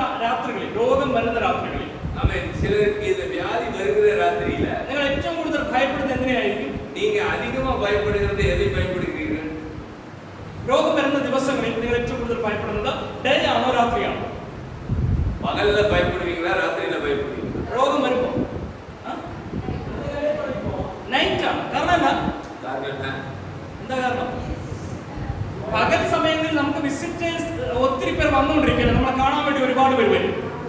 அவன் பகல் டைம்ல நம்மள பார்க்கிறதுக்கு நிறைய பேர் வருவாங்க. പക്ഷേ രാത്രി സമയം നമ്മൾ നമ്മുടെ വേദനയുമായി ഒരുമിച്ച് ഒറ്റയ്ക്കാവുന്ന ഒരു സമയമാണ്. ராத்திரியில இருக்கும்போது நாமும் நம்முடைய வேதனையும் தான் நம்முடைய வியாதியுமா இருக்கிற நேரம். അങ്ങനെ ചിന്തിച്ചുകൊണ്ടിരിക്കുക എങ്ങനെയെങ്കിലും ഒന്ന് രാത്രി പകലാവണേ എന്ന് ചിന്തിച്ചു. நம்முடைய சிந்தை என்ன இருக்கு? எப்பயாவது விடியாதானே பார்த்துட்டு இருக்கும். ഇത്ര ഭയപ്പെടുത്തുന്ന രാത്രിയിൽ இப்படி பயப்படுத்துகிற இந்த ராத்திரி രണ്ട് സ്ത്രീകൾ இரண்டு பெண்கள் കല്ലറയുടെ അടുക്കലേക്ക് വന്നു. கல்லறையின் வருகை ഒരു போனார்கள். പുരുഷന്മാരും ചെയ്യാത്തത് രണ്ട് സ്ത്രീകൾ ചെയ്തു.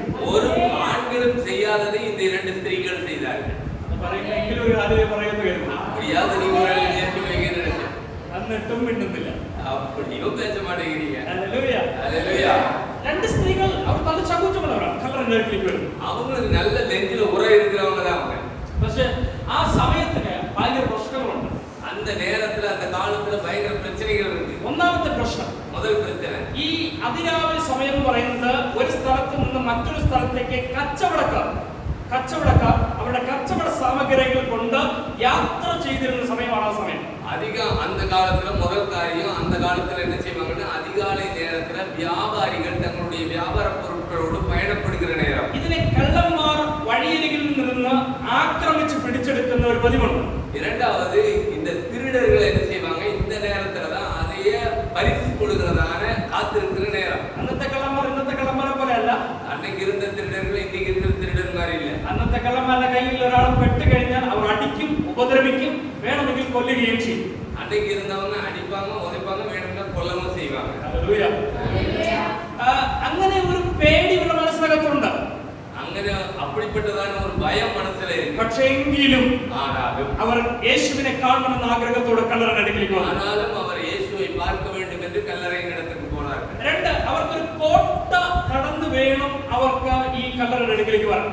இரண்டாவது, அவர்கள் ஒரு கோட்டையை கடந்துதான் கல்லறைக்குள் போக வேண்டும். ഈ കോട്ടയിൽ മിനിമം 2 പടയാളികളെങ്കിലും കോട്ട വാതിൽക്കൽ കാവലുണ്ടാകും. அந்த கோட்டையின் வாசலில் குறைந்தபட்சம் 2 காவலாளிகளாவது காவல் பார்த்து. അസമയത്ത് ഈ കോട്ടമതിന്റെ അകത്തേക്ക് ഈ പടയാളികൾ വരെ കയറ്റി വിടത്തില്ല.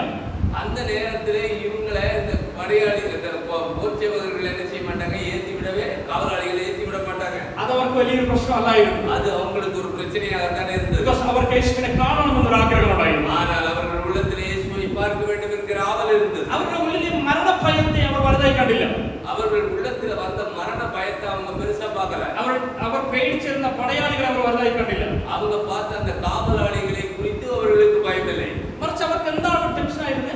அவர்களுக்கு மிகவும் முக்கியமான ஒரு അവർക്ക് മറിച്ച് ഏത് കാര്യമായിരുന്നു ഏറ്റവും വലിയ ഭാരമായിരുന്നു? அந்த இந்த ரெண்டு பிரச்சனையிலே எந்த பிரச்சனை அவங்களுக்கு ரொம்ப முக்கியமா இருந்தது? കല്ലറയുടെ മുൻപിൽ ഭാരമുള്ള ഒരു കല്ലിരിപ്പുണ്ട്. ஆனா கல்லறைக்கு முன்னால ஒரு பெரிய கல் இருக்கிறது. ആ കല്ല് അവർക്ക് വലിയ പ്രശ്നമായിരുന്നു. அந்த கல்லு தான் அவங்களுக்கு பிரச்சனையா தெரிஞ்சது. നിങ്ങൾ ശ്രദ്ധിക്കുക, അവരുടെ യാത്രയിൽ അവർക്ക് വലുതായിരുന്നതൊക്കെ ചെറുതായി അവർ കണ്ടിട്ട് കല്ലറയുടെ അടുക്കിലേക്ക് വരുമ്പോൾ അവർക്ക് വലുതായിരുന്നതിനെ യേശു അവർക്ക് മുമ്പിൽ മാറ്റിക്കളഞ്ഞു. ஆமென். அவங்க பிரச்சனை, அவங்க வாழ்க்கையில அவங்களுக்கு பிரச்சனையா இருந்தது எல்லாம் சின்னதா பார்த்தபோது இயேசு அவங்களுக்கு முன்னால இருக்கிற அந்த பெரிய கல் அவங்களுக்கு பெரிய பிரச்சனையா இருந்ததை இயேசு சிறிய பிரச்சனையா மாத்தி கொடுத்தார். ഹല്ലേലൂയ. எத்தனை பேருக்கு புரிஞ்சுது? மறுபடியும் சொல்லலாம். ശ്രദ്ധിച്ചേ, നിങ്ങൾ പലപ്പോഴും എന്താ ഒരു ജലദോഷം വരുമ്പോ വേണ്ട ഇന്ന് ആരാധനയ്ക്ക് പോണ്ട എന്ന് നമ്മൾ പലപ്പോഴും ചിന്തിക്കുന്നതല്ലേ? ஒரு ஜலதோஷம் வந்ததுன்னா ஆராதனைக்கு போக வேண்டாம்னு நினைக்கிறோமா இல்லையா? சொல்ல மாட்டீங்களா? ஆமா. ഞാനൊരു ചർച്ചിന്റെ ലീഡറായിരുന്ന മനുഷ്യനാണ്. എനിക്ക് ചർച്ചിലെ ബിലീവേഴ്സിന്റെ പൾസ് അറിയാം, അവരുടെ ചലനം നന്നായിട്ട് അറിയാം. അതുകൊണ്ടാണ് ഞാൻ സംസാരിക്കുന്നത്. ഒരു ചെറിയ പ്രശ്നം വന്നു കഴിഞ്ഞാൽ ആരാധന മുടക്കാൻ നമ്മൾ ആഗ്രഹിക്കുന്നവരാണ്. சின்ன பிரச்சனை வந்தா போது ஆராதனைக்கு போகாம வீட்டிலேயே உட்காந்துக்கலாம்னு நினைக்கிறவங்க അല്ലേ? ஆமாவா இல்லையா? ആണ്. ஆமா. പക്ഷേ സ്ത്രീകൾ യേശുവിനെ മറ്റെന്തിനേക്കാൾ വലുതായി സ്നേഹിച്ചു. ஆனால் இந்த ஸ்திரீகள் என்ன செய்தார்கள்? எல்லாவற்றை காட்டிலும் இயேசுவை அதிகமாக நேசித்தார்கள். അതുകൊണ്ട് அதனாலே ആരും ചെയ്യാത്ത അവർ ചെയ്തു. யாரும் செய்யாததை அவர்கள் செய்தார்கள். നിങ്ങൾക്ക് യേശുവിനോട് സ്നേഹമുണ്ടോ? உங்களுக்கு இயேசுவினிடத்தில் அன்புண்டா? മറ്റാരും ചെയ്യാത്തത് നിങ്ങൾ ക്രിസ്തുവിന് വേണ്ടി ചെയ്യും. ஆமென். நீங்கள் அப்படி அன்புள்ளவர்களாய் இருந்தால் யாரும் செய்யாததை இயேசுவுக்காக நீங்கள் செய்வீர்கள். മറ്റാരും പ്രാർത്ഥിച്ചില്ലെങ്കിലും നിങ്ങൾ പ്രാർത്ഥിക്കും. ஆமென். யாரு ஜெபம் பண்ணினாலும் நீ ஜெபம் பண்ணுவ. മറ്റാരും ഈ ചർച്ച ക്ലീൻ ആക്കിയില്ലെങ്കിലും നിങ്ങൾ ആദ്യം വന്ന് ചർച്ച ക്ലീൻ ആക്കി. யாரு இந்த சர்ச்சை கிளீன் பண்ணினா நீ முதல்ல வந்து சர்ச்சை கிளீன் பண்ணுவ. മറ്റാരും ചർച്ചയ്ക്ക് വേണ്ടി സഭയ്ക്ക് വേണ്ടി ക്രിസ്തുവിന് വേണ്ടി ഒന്നും ചെയ്തില്ലെങ്കിലും നിങ്ങൾ ചെയ്യും. ஆமென். யாரு சபைக்கு வேண்டி கிறிஸ்துவுக்காக எதையும் செய்யவில்லை என்றாலும் நீங்கள் செய்வீர்கள். Because യേശുവിനെ നിങ്ങൾക്ക് ഭയങ്കര ഇഷ്ടമാണ്. ஏனென்றால் உங்களுக்கு இயேசு மிகவும் அன்பாய் இருக்கிறார். நீங்கள் அவரை நேசிக்கிறீர்கள். അവർ ചെയ്യട്ടെ എന്നിട്ട് ഞാൻ ചെയ്യാനെന്നല്ല. அவங்க செய்யட்டும் அதுக்கப்புறம் நான் பண்றேன்னு இல்ல. അവർ ചെയ്തില്ലേലും அவர்கள் செய்தாலும் നമ്മൾ ചെയ്യും. செய்யவில்லை என்றாலும் நான் செய்வேன். ഹല്ലേലൂയ. ஹல்லேலூயா. ഞാൻ ചെയ്യുന്നത് അവർക്കൊരു ഇൻസ്പിറേഷനായി മാറും, മോട്ടിവേഷനായി മാറും. அவன் நான் செய்வது அவர்களுக்கு ஒரு உற்சாகமாய் ஊக்கமாய் மாறும். അവനെ കണ്ട് ഞാൻ പഠിക്കുമെന്നല്ല, എന്നെ കണ്ടവൻ പഠിക്കട്ടെ എന്നാണ്. அவர்களை பார்த்து நான் கற்றுக்கொள்கிறேன் என்றல்ல, என்னை பார்த்து அவர்கள் கற்றுக்கொள்ளட்டும் என்கிற மனநிலை. നിങ്ങൾക്ക് ക്രിസ്തുവിനെ ഭയങ്കര ഇഷ്ടമാണ്. எனக்கு ஆமென். உங்களுக்கு ஆண்டவரை மிகவும் பிடிக்குமே. ഒരു സ്റ്റെപ്പ് ബാക്കിലോട്ട് പോകുന്നവരെ കണ്ട് നിങ്ങൾ രണ്ട് സ്റ്റെപ്പ് ബാക്കിലോട്ട് പോകത്തില്ല. ஒரு ஸ்டெப் பின்னால போகிறவனை பார்த்து நீங்க ரெண்டு ஸ்டெப் பின்னால போகக்கூடாது. അയ്യോ പാസ്റ്റർ വീണു, ആ വിശ്വാസം വീണുപോയി, തകർന്നുപോയി, അവനെ കണ്ടിട്ട് നിങ്ങൾ വീണു പോകത്തില്ല. அவன் ஒரு விசுவாசத்திலிருந்து விழுந்து போயிட்டான் அப்படிங்கறத பார்த்துட்டு நீங்க அவங்கள பார்த்து விழுந்து போகிறவர்களா இல்ல. നിങ്ങൾ ഒരു സ്റ്റെപ്പ് മുമ്പിലോട്ട് വയ്ക്കും. நீங்க அப்பவும் ஒரு ஸ்டெப் முன்னால வைக்கணும். നിങ്ങളെ കണ്ട് അവർ ഫോളോ ചെയ്ത് നിങ്ങളുടെ കൂടെ വരും. அப்போ அவங்க உங்களை பார்த்து இன்னும் அவங்க முன்னால வராங்க. യേശുവിനെ സ്നേഹിക്കുന്നവൻ இயேசுவை நேசிக்கிறவர்கள் മറ്റാരും ചെയ്യാത്തത് ചെയ്യും. வேற யாரும் செய்யாததை செய்வார்கள்.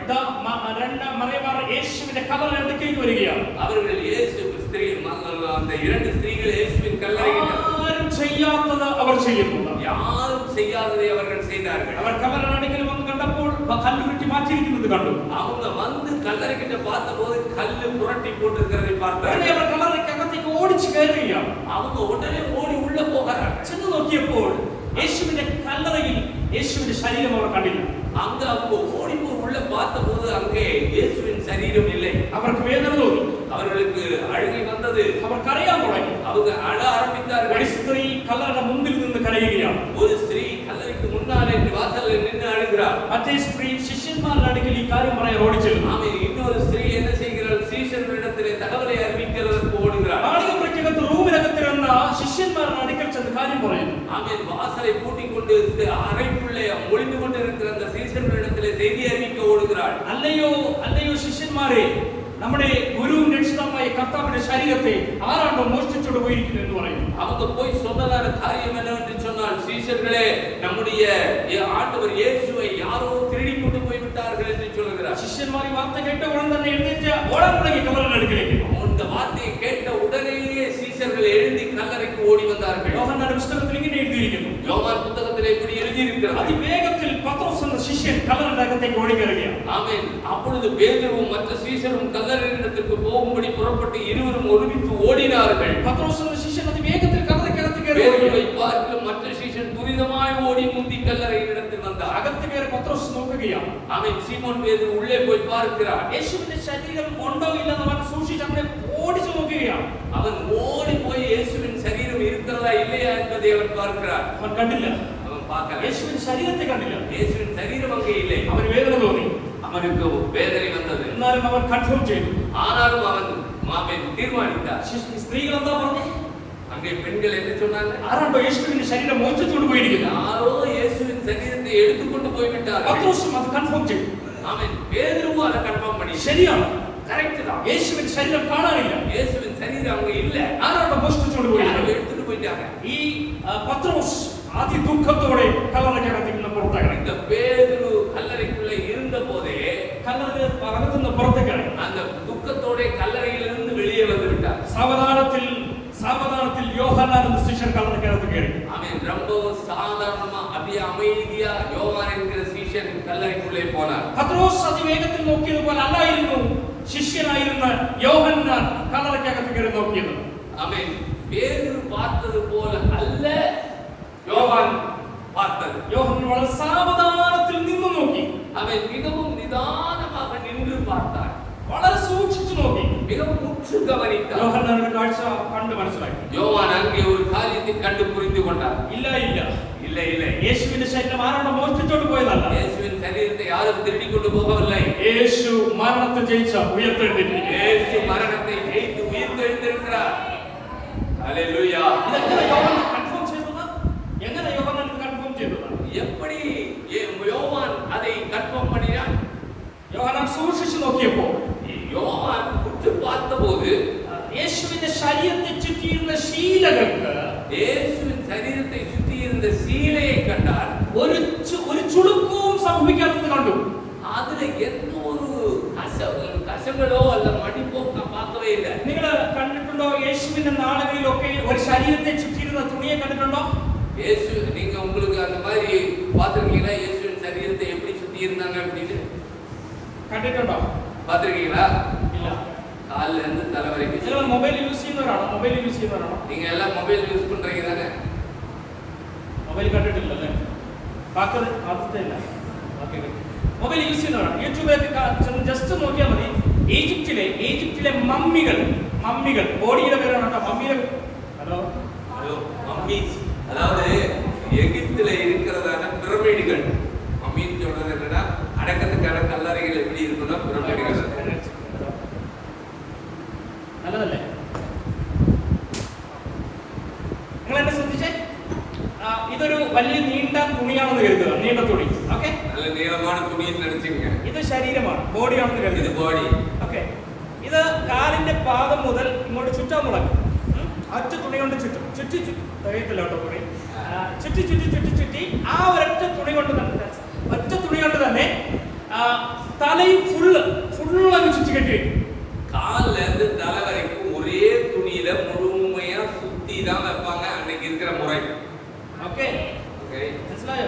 புரியுதா? നിങ്ങളുടെ കൊടുത്തിരിക്കുന്ന സാരി ഒറ്റ തുണിയല്ലേ? ஆமா, நீங்க கட்டி இருக்கிற சாரி ஒரே துணி தானே. നിങ്ങൾ ഇങ്ങനെ ചുറ്റുന്നത് പോലെ നിങ്ങൾക്ക് ഡിഫറെന്റ് ചുറ്റലാണ്. പക്ഷെ ഇത് ഫുൾ ഇങ്ങനെ റൗണ്ട് ചെയ്ത് ചുറ്റും. ഓക്കെ, ഈ റൗണ്ട് ചെയ്ത് ചുറ്റിയിട്ട് ഒരു കെട്ടിട്ട് വെക്കും. அங்க ஒரு கடைசியா கட்டு போடுவாங்க. എന്നാൽ യോഹന്നാൻ കണ്ടത് ஆனால் யோவான் பார்த்தது കെട്ടുകൾ അഴിഞ്ഞിട്ടില്ല. கட்டு அவிழ்க்கப்படவே இல்லை. ஆமென். இரண்டாவது ആ ഡ്രസ്സുകൾ ചുളുങ്ങിപ്പോയിട്ടില്ല. அந்த துணியானது எந்த ஒரு சுளுக்கமும் இல்ல, அதாவது கசங்கமும் இல்ல. മറിച്ച് എന്താ സംഭവിച്ചേ? அங்க என்ன நடந்திருக்கு? അകത്തിരുന്ന ബോഡി പോയിട്ട് உள்ள இருந்த பாடி போயிட்டு ഡ്രസ് അല്പം പതിഞ്ഞിരിക്കുന്നത് കണ്ടു. அந்த ட்ரெஸ் அப்படியே அமுங்கி இருக்கிறத பார்த்தா. എന്ത് കണ്ടു? என்ன பார்த்தா? പതിഞ്ഞിരിക്കുന്നത്, பதிஞ்சு இருக்கிறது. அதாவது உள்ள இருக்கிற பொருள் காணாம போயிடுச்சுன்னா மேல இருக்க துணி என்ன செய்யும்? அப்படியே அடங்கிடும். നിങ്ങൾക്ക് വേണ്ടിയാണ് ഇത്രയും വളരെ സാവധാനത്തിൽ നിന്ന് സംസാരിച്ചു പോകുന്നത്. உங்களுக்கு புரியணுங்கிறதுக்கு நான் இவ்வளவு பொறுமையா சொல்லி தரேன். இதே காட்சி ஆறு கண்டതാണ്? இதே பார்வையை யாருக்கு இந்த காட்சியை யார் பார்த்தா? പത്രോസ് കണ്ടു, பேதுரு பார்த்தா, രണ്ട് സ്ത്രീകൾ കണ്ടു. ரெண்டு பெண்களும் பார்த்தார்கள். പക്ഷെ അവരെല്ലാം കരുതിയത് ആരാണ്ട് യേശുവിന്റെ ശരീരം മോഷ്ടിച്ചോണ്ട് പോയത്. ஆனா அவங்க எல்லாம் நினைச்சது யாரோ எடுத்துட்டு போயிட்டாங்க, திருடிட்டு போயிட்டாங்கன்னு நினைச்சாங்க. യോഹന്നാൻ മാത്രം മനസ്സിലായി. யோவானுக்கு மட்டும் அது புரிந்தது. இல்லை, യേശുവിന്റെ ശരീരം ആരും മോഷ്ടിച്ചോണ്ട് പോയതല്ല. இயேசுவினுடைய சரீரத்தை யாரும் திருடி கொண்டு போகவில்லை. മോഷ്ടിച്ചോണ്ട് പോകണമെങ്കിൽ, திருடி கொண்டு போக வேண்டுமானால் ഒന്നുകിൽ ഡ്രസ്സോടെ തന്നെ കൊണ്ടുപോകണം. ஒன்னு ட்ரெஸ்ஸோட தான் கொண்டு போயிருக்கணும். ശരിയല്ലേ? அப்படிதானே? അതല്ലെങ്കിൽ இல்லைனா ഡ്രസ് മാറ്റി വെച്ചിട്ടാണ്, കെട്ടഴിച്ച് മാറ്റി വെച്ചിട്ട് தூக்கி வச்சிட்டு தனிய துணியை வச்சிட்டு தான் எடுத்துட்டு போயிருக்கணும். അല്പം പതിഞ്ഞിരിക്കുന്നത് മാത്രം യോഹന്നാൻ കണ്ടു. அது அமங்கி இருக்கிறதை மாத்திரம் யோவான் பார்த்தான். പത്രോസിന് കിട്ടാത്ത വെളിപ്പാട് യോഹന്നാന് കിട്ടി. பேதுருக்கு கிடைக்காத சரியான புரிதல் யாருக்கு கிடைத்தது? யோவானுக்கு கிடைத்தது. എന്താ അതിന്റെ റീസൺ? என்ன அதனுடைய ரீசன்? പത്രോസ് பேதுரு ഓടി വന്നു, வந்தா, ജസ്റ്റ് കണ്ടു, ஜஸ்ட் பார்த்தா, ഇറങ്ങി ഒറ്റ ഓട്ടം, இறங்கி திரும்ப ஓடிட்டான். യോഹന്നാൻ അങ്ങനല്ല വന്നത്. யோவான் அப்படியல்ல வந்தது. யோഹന്നാൻ പതിയെ വന്നു, யோவான் மெதுவா வந்தா, പതിയെ അകത്ത് കയറി, மெதுவா உள்ள போனா, പതിയെ നോക്കി, நிதானமா அதை பார்த்தா, കണ്ടു മനസ്സിലാക്കി ഇറങ്ങി വന്നു. அங்க என்ன சம்பவித்தது என்பதை புரிந்து வெளியே வந்தார். നിങ്ങൾക്ക് മനസ്സിലാകാൻ ഞാനൊരു കാര്യം ഇങ്ങനെ പറയാം. புரிந்து கொள்வதற்கு இப்படி ஒன்று சொல்லுகிறேன். ചിലര് പറയാൻ പുറത്തുനിന്ന് ആരെന്നൊക്കെ പറയുന്നുണ്ട്, പാസ്റ്റർ ഇവിടെ വന്നു കഴിഞ്ഞാൽ പാസ്റ്റർ പ്രാർത്ഥിക്കുമ്പോൾ സൗഖ്യമാവും. சிலர்லாம் சொல்லுவீங்க, பாஸ்டர் நீங்க ஜெபம் பண்ணும்போது எனக்கு சுகமாயிருது. ആദ്യമായിട്ട് ഓടി ഒരാൾ വരികയാണ്. ஓடி ஒருத்தர் வர, അവരുടെ ലക്ഷ്യം സൗഖ്യമാകണം. அவருக்கு லட்சியம் என்னன்னா சுகமாகணும். ഒറ്റ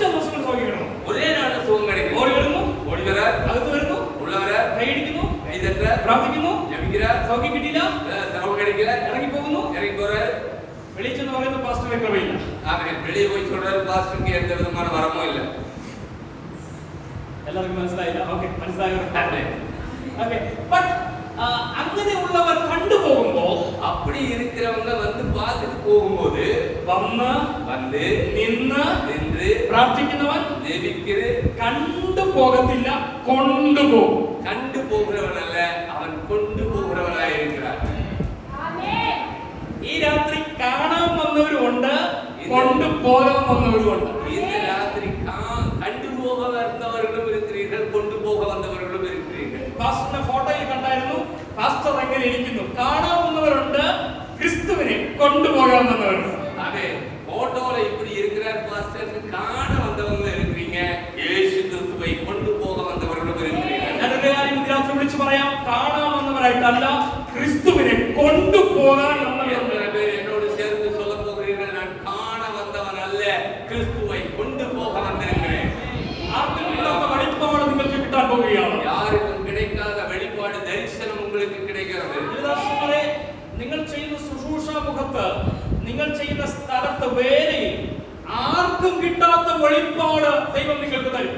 ആമേൻ. എൻ അരുமை போதகர்களே, நீங்கள் ஊழியம் செய்கிற இடங்களிலே யாருக்கும் கிடைக்காத வெளிப்பாடுகள், தரிசனங்கள் கர்த்தர் உங்கள் வாழ்க்கையிலே கற்றுத் தருகிறார். ആമേൻ. കാരണം വന്നു പോകുന്നവരല്ല, നിന്ന് കാണുന്നവരായി മാറുക. வந்து போகிறவர்களாய் அல்ல, நின்று காண்கிறவர்களாய் இருக்க வேண்டும். യോഹന്നാൻ ആ വെളിപ്പാട് കണ്ട് മനസ്സിലാക്കി. அது யோவான் அந்த வெளிப்பாடு தரிசனத்தை நின்று பார்த்தார். യേശു உயிர்த்தெழுந்திருக்கிறார், உயிரோടെ எழுந்திருக்கிறார். ആമേൻ, ആമേൻ, ഹല്ലേലൂയ. ഇനിയാണ് നമ്മൾ വായിച്ച വാക്യത്തിന്റെ മീനിങ്, അടുത്ത ആ ഒരു വെളിപ്പാട് നമുക്ക് കാണാൻ കഴിയുന്നത്. ആമേൻ. നാം വാസിച്ച இடத்திலே இன்னொரு வெளிப்பாடு அங்கே சொல்லப்பட்டிருக்கிறது.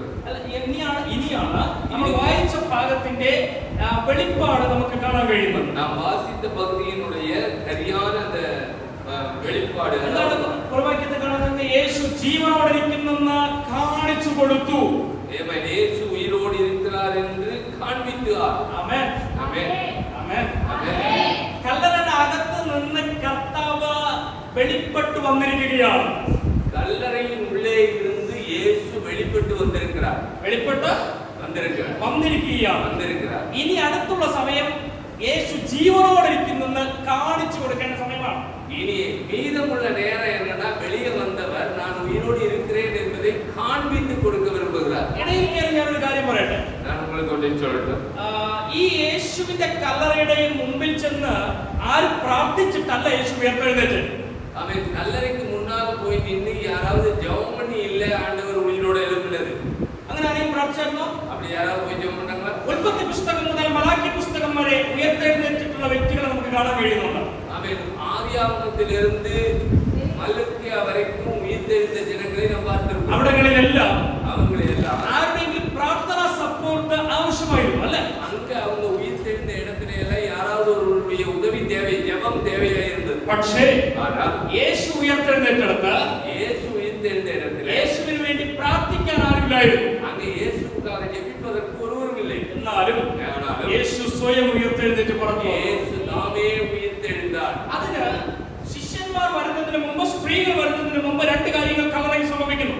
அவன் ஸ்திரீகள் வருவதற்கு முன்பும் சீஷர்கள் வருவதற்கு முன்பாகவும் கல்லறைக்குள்ளே இரண்டு காரியங்கள் நடைபெறுகிறது. എന്തൊക്കെയാണ് ആ കാര്യങ്ങൾ എന്നറിയാമോ? என்னெல்லாம் நடந்தது? ഒന്നാമത്, കല്ലറയുടെ അകത്ത് പരിശുദ്ധാത്മാവ് ഇറങ്ങി. ஒன்று, கல்லறைக்குள்ளே பரிசுத்த ஆவியானவர் இறங்கி வந்தார். ஆமென். എത്ര പേർ വിശ്വസിക്കുന്നു എന്റെ അകത്ത് പരിശുദ്ധാത്മാവ് ഉണ്ടെന്ന്? ஆமென். உங்களுக்குள்ள பரிசுத்த ஆவியானவர் வந்திருக்கிறாரா? വിശ്വാസമുണ്ടോ? விசுவாசம் இருக்கா? എന്റെ അകത്ത് പരിശുദ്ധാത്മാവുണ്ടെന്ന് വിശ്വാസമുണ്ടോ? எனக்குள்ள பரிசுத்த ஆவியானவர் வந்திருக்கிறார் விசுவாசிக்கிறீங்களா? എങ്കിൽ ഞാൻ നിങ്ങൾക്ക് ദൂത് തരികയാണ്. அப்படியானால் நான் உங்களுக்கு ஒரு வார்த்தையை சொல்கிறேன். വർഷങ്ങളായി നിങ്ങൾ കേട്ട വാഗ്ദത്തങ്ങൾ പരിശുദ്ധാത്മാവിനാൽ ജീവൻ വയ്ക്കാൻ പോകുകയാണ്. ஆமென். பல வருடங்களாய் நீ கேட்டதான வாக்குத்தத்தங்கள் பரிசுத்த ஆவியானவரால் உயிர்த்தெழ ஆரம்பிக்கிறது. ഹല്ലേലൂയ. വാഗ്ദത്തങ്ങൾ ജീവൻ വയ്ക്കുന്ന രാത്രിയാണ് ഈ രാത്രി. வாக்குத்தத்தங்கள் உயிர் பெறுகிறதான ராத்திரி தான். ആരാ പറഞ്ഞ് നിന്നു പോയെന്ന്? யார் சொன்னாங்க நின்னு போச்சு? ആരാ പറഞ്ഞ വാഗ്ദത്തം ഇനി ചലിക്കത്തില്ലെന്ന്? ஆமென். யாரோ சொன்னாங்க. ആരാ ആരാ പറഞ്ഞ വാഗ്ദത്തം ചലിക്കത്തില്ലെന്ന്?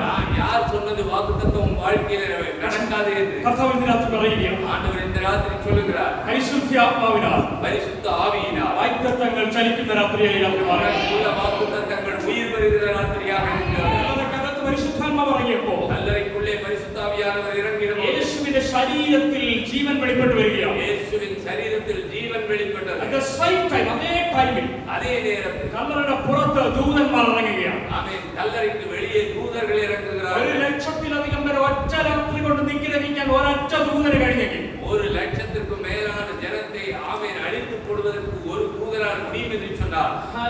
ദൈവത്തിന്റെ ദൂതന്മാർ ഇറങ്ങിയപ്പോൾ தூதர்கள் இறங்கின போது 3 ദിനങ്ങളായി കാവൽ നിന്ന പടയാളികൾക്ക് കല്ലറയുടെ മുമ്പിൽ പിടിച്ചു നിൽക്കാൻ കഴിഞ്ഞില്ല. 3 நாட்களாய் காவல் நின்று கொண்டிருந்த காவலாளிகளுக்கு அங்கே நிற்க முடியவில்லை. അവർ കല്ലറ വിട്ട് ഓടുകയാണ്. அவர்கள் கல்லறையை விட்டு ஓடினார்கள். ഭാരമുള്ള ഒരു കല്ല് കല്ലറയിൽ ഉരുട്ടി വെച്ചിരിക്കുകയാണ്. ஒருவரும் நகர்த்த முடியாத மிகப்பெரிய கல்லை வைத்திருக்கிறார்கள். ആ കല്ല് ആരും ഉരുട്ടി മാറ്റാതെ അത് മാറിപ്പോകുകയാണ്. யாராலையும் நகர்த்தினா கூட அது நகர முடியாத கல். ഈ രാത്രി ഞാൻ ഒരു ഉറപ്പ് നിങ്ങൾക്ക് തരാം. இந்த ராத்திரி நான் உங்களுக்கு ஒரு உறுதியை சொல்கிறேன். നിങ്ങൾ ഇവിടെ നിന്ന് പ്രാർത്ഥിക്കുമ്പോൾ പരിശുദ്ധാത്മാവ് നിങ്ങളുടെ അകത്ത് വെളിപ്പെടാൻ പോകുകയാണ്. ஆமென். நீங்க இங்கே இருந்து ஜெபிக்கிற பொழுது பரிசுத்த ஆவியானவர் உங்களை வெளிப்பட போகிறார். അതേ സെയിം ടൈമിൽ തന്നെ அதே நேரத்தில் தானே ദൈവത്തിന്റെ ദൂതന്മാർ നിങ്ങളുടെ വീടുകളിൽ ചലിക്കാൻ പോകുകയാണ്. கர்த்தருடைய தூதர்கள் உங்கள் வீட்டிலே വിടുதலையை തരുகிறார்கள். ആമേൻ പറയാമോ? ഹല്ലേലൂയ. ആമേൻ പറയാൻ പറ്റുമോ? ഹല്ലേലൂയ. ദൈവത്തിന്റെ ദൂതന്മാർ വീട്ടിനകത്ത് ഇറങ്ങാൻ പോകും. ആമേൻ. ദൈവ ദൂതர்கள் വീട്ടിലെ വിടുതലയെ ഉണ്ടാക്കുകയാണ്. പലയാവർത്തി ഇവിടെ നിന്ന് പ്രാർത്ഥിക്കുന്നു. ആമേൻ. പലയാവർത്തി ഇവിടെ നിന്ന് പ്രാർത്ഥിക്കുന്നു. പല ദിവസങ്ങളിൽ നിങ്ങൾ ഇവിടെ നിന്ന് പ്രാർത്ഥിക്കുന്നു. പല ദിനങ്ങളായി നിങ്ങൾ ജപിக்கிறீங்க ഇങ്ങനെ ഉட்கார்ந்து നിങ്ങളുടെ ലൈഫിനകത്ത് നിങ്ങൾ ഇവിടെ വിടുതൽ പ്രാപിച്ചുവെന്ന് നിങ്ങൾക്ക് മനസ്സിലാകും. അവർ ഉங்க മനസ്സിல உங்களுக்கு விடுதலை கிடைச்சிருச்சுன்னு நீங்க நினைக்கிறீங்க. പക്ഷെ വീട്ടിനകത്ത് ചെന്ന് കയറുമ്പോൾ ஆனா நீங்க வீட்டுக்குள்ள போகும்போது നിങ്ങൾ ആ പ്രശ്നത്തിൽ വീണ്ടും കുടുങ്ങി പോവുകയാണ്. மறுபடியும் அதே பிரச்சனை தான் உங்களை தாக்கிட்டு இருக்கு. കാരണം എന്താ? காரணம் என்ன? നമ്മൾ വീട്ടിൽ പോകുമ്പോൾ ഏതോ ഒരു അനുഭവം നിങ്ങൾ ഒതുക്കിക്കൊണ്ടേയിരിക്കുകയാണ്. அங்க வீட்டுல போகும்போது உங்களை ஏதோ ஒரு அனுபவம் உங்களை உருட்டிக்கொண்டே இருக்கிறது. പക്ഷേ ഇന്ന് രാത്രി ഇവിടെ നിന്ന് ആരാധിക്കുമ്പോൾ ஆனால் நீங்கள் இன்றைக்கு இங்கே ஆராதிக்கிற பொழுது നിങ്ങൾ വിശ്വസിച്ച് ആരാധിക്കുന്നെങ്കിൽ நீங்கள் விசுவாசித்து ஆராதிங்க. നിങ്ങളുടെ അകത്ത് പരിശുദ്ധാത്മാവാണ്. உங்களுக்குள்ளே பரிசுத்த ஆவியானவர் இறங்கி അതേ സെയിം ടൈമിൽ തന്നെ அதே நேரத்தில் தானே നിങ്ങളുടെ വീട്ടിനകത്ത് നിങ്ങളെ തകർത്ത് കളയുന്ന വിഷയത്തിന്റെ മേൽ ദൈവത്തിന്റെ ദൂതന്മാർ ചലിക്കാൻ പോകുകയാണ്. உங்கள் வீட்டிலே உங்களுக்கு தகர்த்து போட வேண்டும் என்று நினைக்கிற சத்ருவுக்கு எதிராக தூதர்கள் இறங்கி கிரியை செய்கிறார்கள். ആമേൻ. ഇനി നിങ്ങൾ വീട്ടിൽ ചെന്ന് നോക്കുമ്പോൾ ആ പ്രശ്നം കാണത്തില്ല. ஆமென். நீங்கள் வீட்டில் போய் பார்க்கிற பொழுது ஆமென் அந்த பிரச்சனையை நீங்கள் பார்க்க மாட்டீர்கள். കാരണം ദൈവത്തിന്റെ ദൂതന്മാർ നിങ്ങൾക്ക് സംരക്ഷണത്തിനായി ചലിക്കുകയാണ്. காரணம் தேவனுடைய தூதர்கள் உங்களுக்காய் செயல் புரிந்திருக்கிறார்கள். അടുത്ത യേശു ജീവനോടെ എഴുന്നേറ്റ് വെളിപ്പെട്ട് കാണിക്കുന്ന സമയം. அடுத்தது இயேசு உயிரோடு எழுந்து காண்பிக்கிறதான நேரம். ആർക്കൊക്കെ കാണിച്ചു കൊടുത്തു കർത്താവ് ജീവനോടെ എഴുന്നേറ്റ്? தன்னை காண்பித்தார். ഞാൻ ജസ്റ്റ് പറഞ്ഞു വിടുകയാണ്, പ്രസംഗിക്കുന്നില്ല, ജസ്റ്റ് പറഞ്ഞു വിടുകയാണ്. வேகமாய் சொல்லி போகிறேன். ഒന്ന്, യേശുവിന് വിരോധമായി കാവൽ നിന്ന പടയാളികൾ കണ്ടു യേശു ജീവനോടെ ഇരിക്കുന്നു. அவன் இயேசு உயிரோடு இருக்கிறார் என்பதை முதலாவது பார்த்தவர்கள் அவருக்கு காவல் நின்றதான காவலாளிகள் படையாளிகள் போர் வீரர்கள் பார்த்தார்கள். എഴുതിയെടുക്കുന്നവർക്ക് വേണ്ടി ഞാൻ ഒരു പോയിന്റ് പറയുന്നു. വിരോധമായി നിന്ന വിരോധികൾ കണ്ടു യേശു ജീവനോടെ ഇരിക്കുന്നു. விரோதமாய் இருந்த விரோதிகள் இயேசு உயிரோடு இருக்கிறார் என்பதை கண்டார்கள். ആമേൻ. ஆமென். രണ്ട്, സ്ത്രീയുടെ കല്ലറയുടെ മുമ്പിൽ നിന്ന് കരഞ്ഞ സ്ത്രീ കണ്ടു യേശു ജീവനോടെ ഇരിക്കുന്നു. கல்லறைக்கு முன்னாலே நின்று அழுது கொண்டிருந்த அந்த ஸ்திரீ கண்டால் இயேசு உயிரோடு இருக்கிறார் என்பதை ഞാൻ നിങ്ങൾക്ക് വേണ്ടി കൈമാറാം. നിങ്ങൾ കരയുന്നവരാണോ? കർത്താവ് ഇതാ പറയുക, ജീവനോടെ കർത്താവ് നിങ്ങളുടെ മുമ്പിൽ ഇരിക്കുകയാണ്. ஆமென். நீங்கள் தேவ சமூகத்திலே அழுகிறவர்களாய் இருக்கிறீர்கள் என்று சொன்னால் நீங்கள் விடுகிற கண்ணீருக்கு முன்பாக இயேசு இறங்கி வருகிற தெய்வமாய் இருக்கிறார். മൂന്നാമത്, ആ സമയത്ത് കരയുന്നവരുടെ നടുവിൽ കർത്താവ് വെളിപ്പെട്ടതുപോലെ തന്നെ പേടിച്ച് മുറിക്കകത്ത് ഒളിച്ചിരുന്ന ഭയപ്പെട്ടിരുന്ന ശിഷ്യന്മാരുടെ ഇടയിൽ കർത്താവ് വെളിപ്പെടുത്തി കാണിച്ചു കൊടുക്കുന്നു, താൻ ജീവനോടെ ഇരിക്കുന്നു. அதே நேரத்திலேயே அழுகிறவர்களுக்கு மாத்திரமல்ல, பயத்தோടെ அறைக்குள்ளே தன்னை அடைத்துக் கொண்டிருந்த சீஷர்களுக்கும் தன்னை ஜீவனோடு உயிரோடு இருக்கிறவர் என்பதை வெளிப்படுத்தி காட்டினார். നാലാമത്, ഭയപ്പെട്ടവരുടെ ഇടയിൽ വെളിപ്പെട്ട ക്രിസ്തുവിനെ കാണാതിരുന്ന് സംശയിച്ചു പോയ തോമസിന് കർത്താവ് വെളിപ്പെടുത്തി കാണിച്ചു കൊടുക്കുന്നു, താൻ ജീവനോടെ ഇരിക്കുന്നു. பயப்பட்டு அறைக்குள்ளே அடைபட்டிருந்த சீஷர்கள் மாத்திரமல்ல, அங்கே சந்தேகப்படுகிறதான ஒரு சீஷனுக்கும் தன்னை வெளிப்படுத்தினார். ഹല്ലേലൂയ. ஹல்லேலூயா. രാത്രിയിൽ ഈ നാല് കൂട്ടരും ഇതിനകത്തുണ്ടാകും. ஆமென். இதுக்குள்ளே இந்த 4 விதமான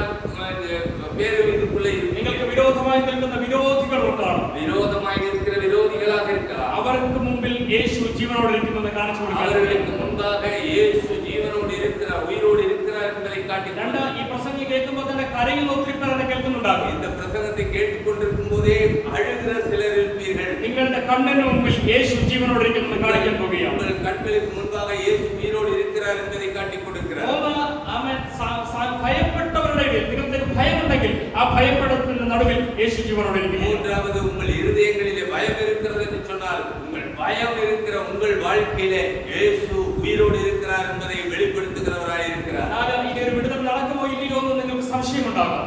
இனி ஒருவேளை எனக்கு இனி விடுதலை கிடைக்குமோ கிடைக்காதோ, சுகம் கிடைக்குமோ கிடைக்காதோ என்கிற சந்தேகத்தோடு நீ இருக்கலாம். സംശയിക്കുന്ന നിങ്ങളുടെ ഇടയിലും യേശു ജീവനോടെ ഇരിക്കുന്നു. சந்தேகத்தோடு இருக்கிற உங்கள் வாழ்க்கைக்கு முன்பதாகவும் இயேசு உயிரோடு இருக்கிறார். അഞ്ചാമത് ഞാൻ നിങ്ങൾക്കൊരു പോയിന്റ് കൈമാറുകയാണ്. ആമേൻ. ஐந்தாவதாய் நான் ஒன்றை சொல்கிறேன். ഈ സ്ഥലത്ത് കർത്താവ് ഈ ചർച്ചിൽ യേശു ജീവനോടെ ഇരിക്കുന്നത് കാണിച്ചു തരാൻ പോകുകയാണ്. ஆமென். இயேசு இந்த ஆலயத்திலே ஜீவனோடு இருக்கிறார் என்பதை காட்டித் தரப் போகிறார். എത്രപേർ വിശ്വസിക്കുന്നുണ്ട്? எத்தனை பேர் விசுவாசிக்கிறீங்க? പ്രസംഗങ്ങളിൽ മാത്രം കേട്ട കർത്താവിന്റെ ശക്തി നിങ്ങളുടെ ജീവിതത്തിൽ അനുഭവത്തിൽ വെളിപ്പെട്ടു വരാൻ പോകുകയാണ്. ஆமென். இந்த வசனங்களை கேட்டு உங்களுடைய வாழ்க்கையிலே இந்த வசனங்கள் வெளிப்பட்டு வரப் போகிறது. സൗഖ്യമായി വെളിപ്പെട്ടു വരാൻ പോകുകയാണ്. ஆமென். இது உங்களுக்கு ஆரோக்கியமாய் சுகமாய் வெளிப்பட்டு வரப் നിങ്ങൾ போகிறது. പ്രാർത്ഥിച്ച സകല വിഷയത്തിനകത്തും മറുപടിയായി വെളിപ്പെട്ടു വരാൻ പോകുകയാണ്. ஆமென். நீங்கள் ஜெபித்த எல்லா விஷயங்களிலும் உங்களுக்கு அது பதிலாக திருப்பி வரப் போகிறது. യേശു ജീവനോടെ ഇരിക്കുന്നെന്ന് இயேசு உயிரோடு இருக்கிறார் என்பதை ഒരിക്കൽ കൂടി നമ്മുടെ ജീവിതത്തിൽ നമ്മൾ കണ്ട് മനസ്സിലാക്കാൻ പോകുകയാണ്. ஆமென். ஒரு முறை கூட நாம் நம்முடைய வாழ்க்கையிலே அதை நாம் உணர்ந்து ഈ அறிய போகிறோம். രാത്രിയിൽ ഈ വചനം വെച്ച് ഞാൻ പ്രാർത്ഥിക്കാൻ പോകുകയാണ്. நாம் இந்த ராத்திரியிலே இந்த வசனத்தை வைத்து ஜெபிக்க போகிறோம். കേൾവികളിൽ മാത്രം കേട്ടിരുന്ന ക്രിസ്തു, ஆமென். കേൾവികളിൽ മാത്രം കേട്ടിരുന്ന ക്രിസ്തു, அதாவது கேட்கிறதில் மாத்திரம் நாம் அறிந்திருந்ததான இயேசு നമ്മുടെ പ്രവർത്തികളിൽ വെളിപ്പെട്ടു വരാൻ പോകുകയാണ്. நம்முடைய செயல்களில் வெளிப்பட்டு வர ഒരു ആമേൻ പറഞ്ഞാട്ടെ. ஆமென். ஒரு ஆமென் சொல்லலாமா? നിങ്ങളുടെ പ്രവർത്തികളിൽ വെളിപ്പെട്ടു വരാൻ പോകുകയാണ്. நம்முடைய கிரியைகளில் வெளிப்பட்டு வர போகிறார். ഈ വചനം നമ്മൾ ഏറ്റെടുത്ത് പ്രാർത്ഥിക്കാൻ പോകുകയാണ്. இதை நாம் வைத்து ஜெபிக்க போகிறோம். യേശു இயேசு ജീവനോടെ ഇരിക്കുന്ന இயேசு உயிரோடு இருக்கிறார். സഭയിൽ இந்த சபையில் നമ്മൾ ഓരോരുത്തരും കാണാൻ പോകുകയാണ്. நாம் ஒவ்வொருவரும் பார்க்க போகிறோம். ആമേൻ. ஆமென். ഹല്ലേലൂയ. ஹல்லேலூயா. യേശു നമ്മുടെ അകത്തുണ്ടെന്ന് വിശ്വസിക്കുന്നുണ്ടോ? இயேசு நமக்குள்ள இருக்கிறார் என்று விசுவாசிக்கிறீர்களா? വിശ്വസിക്കുന്നുണ്ടോ? விசுவாசிக்கிறீர்களா? ഓക്കേ, നിങ്ങൾക്ക് വിശ്വാസം ഉണ്ടെങ്കിൽ ഞാൻ നിങ്ങളുടെ തലയിൽ തന്നെ കൈവയ്ക്കണമെന്നൊന്നും നിർബന്ധമില്ല. நீங்க விசுவாசம் இருக்குன்னா அவங்க தலையில கை வைக்கணும்னு எல்லாம் ஒண்ணுக்கு நிர்பந்தம் கிடையாது. യേശു നിങ്ങളുടെ അകത്തിരിക്കുന്നത് പറയുമ്പോൾ തന്നെ പിശാചിന് പേടി വരുന്ന കാര്യമാണ്. இயேசு என்கிற வார்த்தையை சொல்லுகிற போதே பிசாசுக்கு பயம் வரும். നിങ്ങൾ കർണാടകയിൽ കൊള്ളൈകാൽ എന്ന സ്ഥലം അറിയാമെന്ന് എനിക്കറിയത്തില്ല. കൊള്ളൈകാൽ എന്ന സ്ഥലമുണ്ട്. கர்நாடகாவில் கொள்ளைகால் அப்படிங்கிற ஒரு இடம் இருக்கு. അത് ഈ മന്ത്രവാദത്തിന് പേര് കേട്ടൊരു സ്ഥലമാണ്. அது மந்திரவாதங்கள் நிறைந்திருக்கிறதான இடம். ഞാൻ ആ ചർച്ചിൽ പ്രസംഗം കൊടുത്തുകൊണ്ടിരിക്കുമ്പോൾ കുറച്ച് മന്ത്രവാദികൾ ചേർന്ന് ഈ ചർച്ചിന്റെ അകത്തിരുന്ന് പ്രസംഗത്തിനെതിരെ ഇരുന്ന് മന്ത്രവാദം ചെയ്തുകൊണ്ടിരിക്കുകയാണ്. அப்ப நாங்க ஜெபம் பிரசங்கம் பண்ணிட்டு இருக்கும்போது எனக்கு எதிராகவும் மந்திரவாதம் பண்ணிட்டு இருந்தாங்க. ചർച്ചിന്റെ അകത്തിരുന്ന് അവർ മന്ത്രവാദം ചെയ്തുകൊണ്ടിരിക്കുകയാണ്. அவங்க சர்ச்சுக்குள்ள உட்கார்ந்தே மந்திரவாதம் பண்றாங்க. അന്നത്തെ സബ്ജക്ട് ഇതായിരുന്നു, യേശു എന്റെ ഉള്ളിൽ എന്നതായിരുന്നു. அன்னைக்கு இருந்த செய்தியினுடைய தலைப்பில் தான் இயேசு எனக்குள்ள இருந்த. ഞാൻ അവരെ കൊണ്ട് പറയിപ്പിച്ചു, യേശു എന്റെ അകത്തിരിക്കുന്നു എന്ന് പറയിപ്പിച്ചു. அவங்கள வச்சு நான் வாசிக்க வைத்து இயேசு எனக்குள்ள இருக்கிறார். ഈ വാക്ക് പറഞ്ഞു കഴിയുമ്പോൾ തന്നെ ഓരോ കോണിൽ ഇരുന്ന് മന്ത്രവാദം ചെയ്തുകൊണ്ടിരുന്ന മന്ത്രവാദികളുടെ അകത്തിരുന്ന പിശാച് ഇളകി അവർ ഫ്രണ്ടിൽ വന്ന് ആരാധിക്കാൻ തുടങ്ങി. இந்த வார்த்தையை சொன்ன போதே அவங்களுக்குள்ள இருந்த பிசாசு வெளிப்பட்டு முன்னால வந்து ஆராதிக்க ஆரம்பிச்சாங்க. പിശാചിന് ഒട്ടും ഇഷ്ടമില്ലാത്ത വാക്കാണ് യേശു നിങ്ങളുടെ അകത്തിരിക്കുന്നു എന്ന് നിങ്ങൾ വാഗൊണ്ട് പറയുന്നത്. பிசாசுக்கு மிகவும் பிடிக்காத ஒரே ஒரு வார்த்தை எதுனா இயேசு உனக்குள்ள இருக்கிறார் என்று சொல்வது. ഹല്ലേലൂയ. ഈ വാക്ക് നമ്മളെ കൊണ്ട് പറയിപ്പിക്കത്തില്ല. அவன் யாரையும் சொல்ல விட மாட்டான். ഞാൻ ഇവിടെ പറയുക, യേശു നമ്മുടെ അകത്തിരിക്കുന്നു പറഞ്ഞു എന്ന് പറഞ്ഞാൽ ഏറെ ഭാഗം വരും വളരെ പതിയെ പറയത്തുള്ളൂ. കാരണം എന്താ, അങ്ങനെ പറഞ്ഞാൽ ഇവിടെ നടക്കും. ஆனா இப்ப நான் உங்களுடைய இயேசு எனக்குள்ள இருக்கிறான்னு சொல்ல சொன்னா அநேகர் என்ன சொல்லுவீங்க, மெதுவா தான் சொல்லுவீங்க. அதை ஒரு தைரியமா சொல்லவே மாட்டீங்க. ഹല്ലേലൂയ. இந்த பிசாசுக்குள்ள இருக்கிறது പറഞ്ഞാ பிசாசு உங்களுக்குள்ள இருக்கிறாங்க എങ്കിൽ അങ്ങനെ വിളിച്ചൊക്കെ പറയും, ഇപ്പൊ പിശാചെന്നൊക്കെ പറയും അല്ലേ. உடனே சொல்லுவீங்க, இல்ல ஓ பிசாசுன்னு சொல்லுவீங்க. യേശു അകത്തിരിക്കുകയാണ്. இயேசு உங்களுக்குள்ள இருக்கிறார். എന്നോട് ചേർന്ന് പറഞ്ഞു, യേശു അകത്തിരിക്കുകയാണ്. எல்லாரும் சேர்ந்து சொல்லுங்க, இயேசு எனக்குள்ள இருக்கிறார். ഞാൻ കണ്ണടച്ചാൽ കാണുന്നത് യേശുവിനെയാണ്. நான் கண்ணை மூடுனா பார்க்கிறது இயேசுவை தான். വെറുതെ പാസ്റ്റർ കണ്ണടച്ചാൽ കാണുന്ന മുഴുവനും പാപ്പിനെയാണ്. ஆமா, சிலரெல்லாம் கண்ணை மூடுனா பார்க்கிறது பாம்பு தான். കണ്ണടച്ച മുഴുവനും കാണുന്നത് യേശുവിനെയാണ്. நான் கண்ணை மூடினா பார்க்கிறது இயேசுவை தான். കണ്ണ് തുറന്നാ കാണുന്നത് യേശുവിനെയാണ്. கண்ணை திறந்தா பார்க்கிறது இயேசுவை എന്റെ தான். മുമ്പിൽ ഞാൻ യേശുവിനെ കാണും, முன்னாலே இயேசுவை பார்க்கிறேன், ബാക്കിൽ ഞാൻ യേശുവിനെ കാണും, பின்னாலே இயேசுவை എന്റെ பார்க்கிறேன், വലവും ഇടവും ഞാൻ യേശുവിനെ കാണും, இடமும் மலரும் நான் இயேசுவை பார்க்கிறேன், ഞാൻ പുറം മുഴുവനും കാണുന്നത് യേശുവിനെയാണ്. நான் சுற்றிலும் இயேசுவை അതെ, பார்க்கிறேன். എന്റെ അകത്ത് യേശു. எனக்குள்ள சொல்லுங்க, எனக்குள்ளே இயேசு. ഞാൻ പ്രസംഗം നിർത്തി. ഇനി ആവേശത്തിൽ എന്ന് പറഞ്ഞ് എന്റെ അകത്ത് യേശു, எனக்குள்ளே இயேசு, എന്റെ പുറത്ത് യേശു, எனக்கு வெளியே இயேசு, എന്റെ ചുറ്റിലും യേശു. என்னை சுற்றிலும் இயேசு. 4 കോണുകളിൽ ഇരിക്കുന്ന സകല പിശാചിന്റെ കെട്ടുകളും ഇന്ന് രാത്രി പൊട്ടാൻ പോവാ. நான் மூலையில் இருக்கிற அந்தகார பிசாசின் வல்லமைகள் இந்த இரவிலே அவிழ்க்கப்பட போகிறது. ഞാനിവിടെ വന്ന് കയറി നിൽക്കുന്നത് മുതൽ ഞാൻ ആ ഒരു മെസ്സേജിന്റെ ഫ്ലോ വെളിപ്പെട്ട് വരാൻ നല്ല രീതിയിൽ സ്ട്രഗിൾ ചെയ്തുകൊണ്ടിരിക്കുക. എനിക്കറിയാം ഈ ദേശത്തിന്റെ പിശാച എത്രയധികം തടയാൻ പറ്റുമോ അത്രയധികം തടഞ്ഞുകൊണ്ടിരിക്കുക. ஆமென். പക്ഷേ ഇന്ന് രാത്രിയോടുകൂടി ആ കെട്ട് ഞാൻ പൊട്ടിച്ചിട്ടേ പോകത്തുള്ളൂ. ஆமென். நான் நின்று பிரசங்கம் பண்ண ஆரம்பிச்சதிலிருந்தே இது வெளிப்படாம இருக்கிறதுக்கு பிசாசானவன் தந்திரமாய் பயன்படுத்திக் கொண்டே இருக்கிறான். ஆனால் இந்த ராத்திரி அந்த கட்டு ஆண்டவர் இன்றைக்கு உடைக்க விரும்புகிறார். നാളിൽ നിന്ന് കർത്താവിന്റെ സാന്നിധ്യം ഭയങ്കരമായിട്ട് ഞങ്ങൾക്ക് ചലിക്കും. ஆமென். நாளைக்கு கர்த்தருடைய ஆவியானவர் அதிகமாய் செயல்படுவார். നാളെ പകലില് ആരാധനയ്ക്കും പ്രാർത്ഥനയ്ക്കും വേണ്ടി കൂടുതൽ സമയം ഞാൻ എടുക്കും. அவன் நாளைக்கு பகல்ல இருக்கிற ஆராதனைக்கும் அவன் இதுக்கும் நான் அதிக நேரத்தை எடுத்துக்கொள்ள இருக்கிறேன். അവൻ പറഞ്ഞേ, அவன் രാത്രിയിൽ ഈ വചനം വീടുകളിൽ ചലിക്കാൻ പോകും. அவன் இன்றைக்கு இந்த வார்த்தை வசனங்கள் உங்கள் வீடுகளிலே வெளிப்பட போகிறது. ഞാനിത് വാക്കിനാൽ പറയുന്നതല്ല, പരിശുദ്ധാത്മാവ് ഇവിടെ ഇറങ്ങുന്ന സെയിം ടൈമിൽ വീട്ടിൽ ദൈവത്തിന്റെ ദൂതന്മാർ ചലിക്കാൻ പോകും. அவன் இதை நான் பரிசுத்த ஆவியில் என்று சொல்கிறேன். இதே நேரத்தில் பரிசுத்த தூதர்கள் உங்கள் வீடுகளிலே செயல்படுகிறார்கள். വീട്ടിലേക്ക് നിങ്ങൾ പോകുമ്പോൾ ദൈവത്തിന്റെ ദൂതന്മാർ നിങ്ങളുടെ കൂടെ വരാൻ പോകും. அவன் நீங்க போகும்போது உங்க கூட தூதர்கள் வர போகிறார்கள். അമേരിക്കൻ പ്രസിഡന്റിന് കിട്ടാത്ത ഭാഗ്യമാണ് ദൈവം നിങ്ങൾക്ക് തന്നിരിക്കുന്നത്. அமெரிக்க பிரசிடென்ட்டுக்கு கிடைக்காத பாக்கியம் தான் உங்களுக்கு கிடைச்சிருக்கு. ஹalleluya. അമേരിക്കൻ പ്രസിഡന്റ് ആരെന്നറിയാവോ? அமெரிக்க பிரசிடென்ட் யாருக்கு தெரியுமா? ആരാണ്? Donald Trump. ട്രംപിന് കിട്ടാത്ത ഭാഗ്യം ദൈവം നമുക്ക് തന്നിരിക്കുന്നു. ட்ரம்புக்கு கிடைக்காதது தான் உங்களுக்கு கிடைச்சிருக்கு. ട്രംപിനുള്ള സെക്യൂരിറ്റി നിങ്ങൾക്ക് അറിയാവോ? ட்ரம்புடைய செக்யூரிட்டி உங்களுக்கு என்னன்னு தெரியும்? എവിടെ പോയാലും കറുത്ത കോട്ടൊക്കെ ധരിച്ച് കുറെ എണ്ണം ഫ്രണ്ടിൽ ബാക്കിന്നുണ്ടാവും. பிளாக் கோட் போட்டுக்கிட்டு நிறைய பேர் போவாங்க. അങ്ങനെ 100 എണ്ണം വേണ്ട. ബൈബിൾ പറഞ്ഞിരിക്കുന്ന 2 പേർ, മിനിമം 2 ദൂതന്മാരാണ് നമുക്ക് പ്രൊഡക്ഷൻ ചെയ്യാൻ തന്നിരിക്കുന്നത്. ஆனா வேதம் சொல்கிறது நமக்கு 2 தூதர்கள் கொடுக்கப்பட்டிருக்கிறார்கள். ഹല്ലേലൂയ. എത്ര ഫൈറ്റിംഗ് വന്നാലും അതിനെ ജയിക്കാനുള്ള അഭിഷേകം നമ്മുടെ അകത്തിരിക്കും. ஆமென். ஜெயிக்கிற வல்லமையை கர்த்தர் வைத்திருக்கிறார். ആമേൻ. ഇന്ന് രാത്രി ആത്മാവിനാൽ ചിലതിനെ ജയിക്കാൻ പോകും. ஆமென். இந்த ராத்திரி ஆவியிலே நாம் சிலதை ஜெயிக்க போகிறோம். ആത്മാവിനാൽ ജയിക്കാൻ പോകും. നിങ്ങൾ പ്രാർത്ഥിച്ച സൗഖ്യം നടക്കും. நீங்க ஜெபித்தால் சௌக்கியம் வரும். നിങ്ങൾ പ്രാർത്ഥിച്ച വിടുതൽ നടക്കും. நீங்க ஜெபித்தால் விடுதலை வரும். നിങ്ങൾ മുഴങ്ങാൻ മടക്കുമ്പോൾ തന്നെ ദൈവപ്രവൃത്തി നടക്കും. நீங்கள் முடங்கும்போது ദേശത്തിൽ ഞാൻ ഇന്ന് രാത്രി ആത്മാവിൽ പ്രവചിക്കുന്നു, ഇതുവരെ കണ്ടിട്ടില്ലാത്ത ഉണർവ് ചലിക്കാൻ പോവുകയാണ്. ஆமென். பரிசுத்த ஆவி இதுவரை கண்டிராத செயல்களை பரிசுத்த ஆவியானவர் നിങ്ങളുടെ செய்கிறார். കുടുംബത്തിൽ നന്മയ്ക്ക് വിട്ട വിരോധമായി പിശാച് കെട്ടിയ കെട്ടുകൾ ഇന്ന് രാത്രി തമ്പുരാൻ പൊട്ടിക്കാൻ പോവുക. ஆமென். உங்கள் வாழ்க்கையின் நன்மைகளுக்கு எதிராக பிசாசு கட்டி வைத்திருக்கிற கட்டுகளை கர்த்தர் அறுக்க போகிறார். ഇന്ന് രാത്രിയിൽ പരിശുദ്ധന്റെ വകത്തിറങ്ങുമ്പോൾ തന്നെ ദൈവത്തിന്റെ ദൂതന്മാർ വീടുകളിൽ ചലിക്കുകയാണ്. ஆமென்.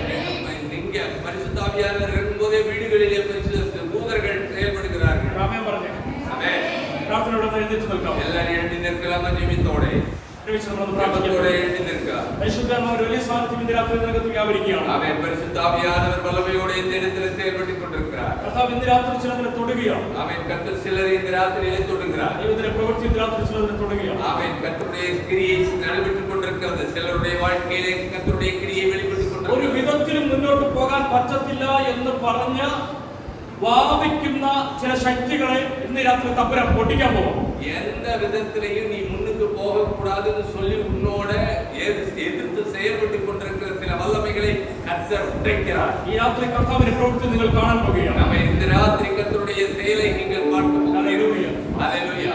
നാളെ പകൽ നമുക്ക് ഒത്തിരി സമയം കിട്ടും. അതുകൊണ്ട് നാളെ പകലിൽ ഞാൻ കൂടുതൽ വ്യക്തിപരമായുള്ള പ്രാർത്ഥനകൾക്ക് സമയമെടുക്കും. அவன் நாளைக்கு காலையில இருக்கிற ஆராதனையில அதிக நேரம் கிடைக்கிறதுனால நீங்க காலையில வருவீர்களே, ஆனால் உங்களுக்காக நிறைய ஜெபிக்க முடியும், நிறைய உங்களோட பேச முடியும். ഈ രാത്രിയിൽ സമയം നമ്മുടെ കഴിയുന്നുണ്ട് ഞാൻ പ്രാർത്ഥിച്ച് അവസാനിപ്പിക്കുകയാണ്. இந்த ராத்திரி மிக நேரமாகி விட்டதனால இப்பொழுது நான் ஜெபித்து முடிக்க விரும்புகிறேன். நாளை காலை ஆராதனையில எல்லாரும் கடந்து வரும்படி ദിവസവും തളച്ചോട്ടെ. எல்லாரும் கண்களை போடலாம். പ്രാർത്ഥിച്ചാൽ ജപിക്കണം. കർത്താവിന്റെ വലിയ സാന്നിധ്യം ഈ രാത്രി കർത്താവിന്റെ പരിശുദ്ധ ആവിയാനവർ ഇറങ്ങി വരിക.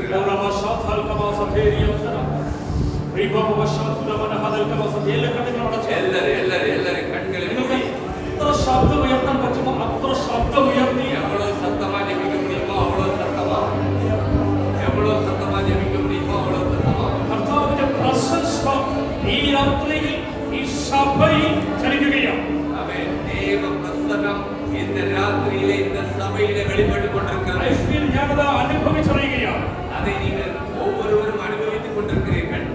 ഈ രാത്രിയിൽ നിങ്ങൾക്ക് വിരോധമായി എഴുതിയ കയ്യെഴുത്തുകളെ പരിശുദ്ധാത്മാവ് തിരുത്തിയെടുക്കുന്ന രാത്രിയാണ്. ആമേൻ. இந்த രാത്രി உங்களுக்கு விரோதமாய் எழுதப்பட்டதான கையெழுத்துக்கள் ஆமேன் திருத்தி எழுதப்படுகிற രാത്രിയാണ്. ഒരു വിടുതൽ ഇന്ന് രാത്രി നിങ്ങൾക്ക് വേണ്ടി ചലിക്കുകയാണ്. ആമേൻ. ഒരു വിടുതலை ഇன்றைக்கு உங்களுக்காக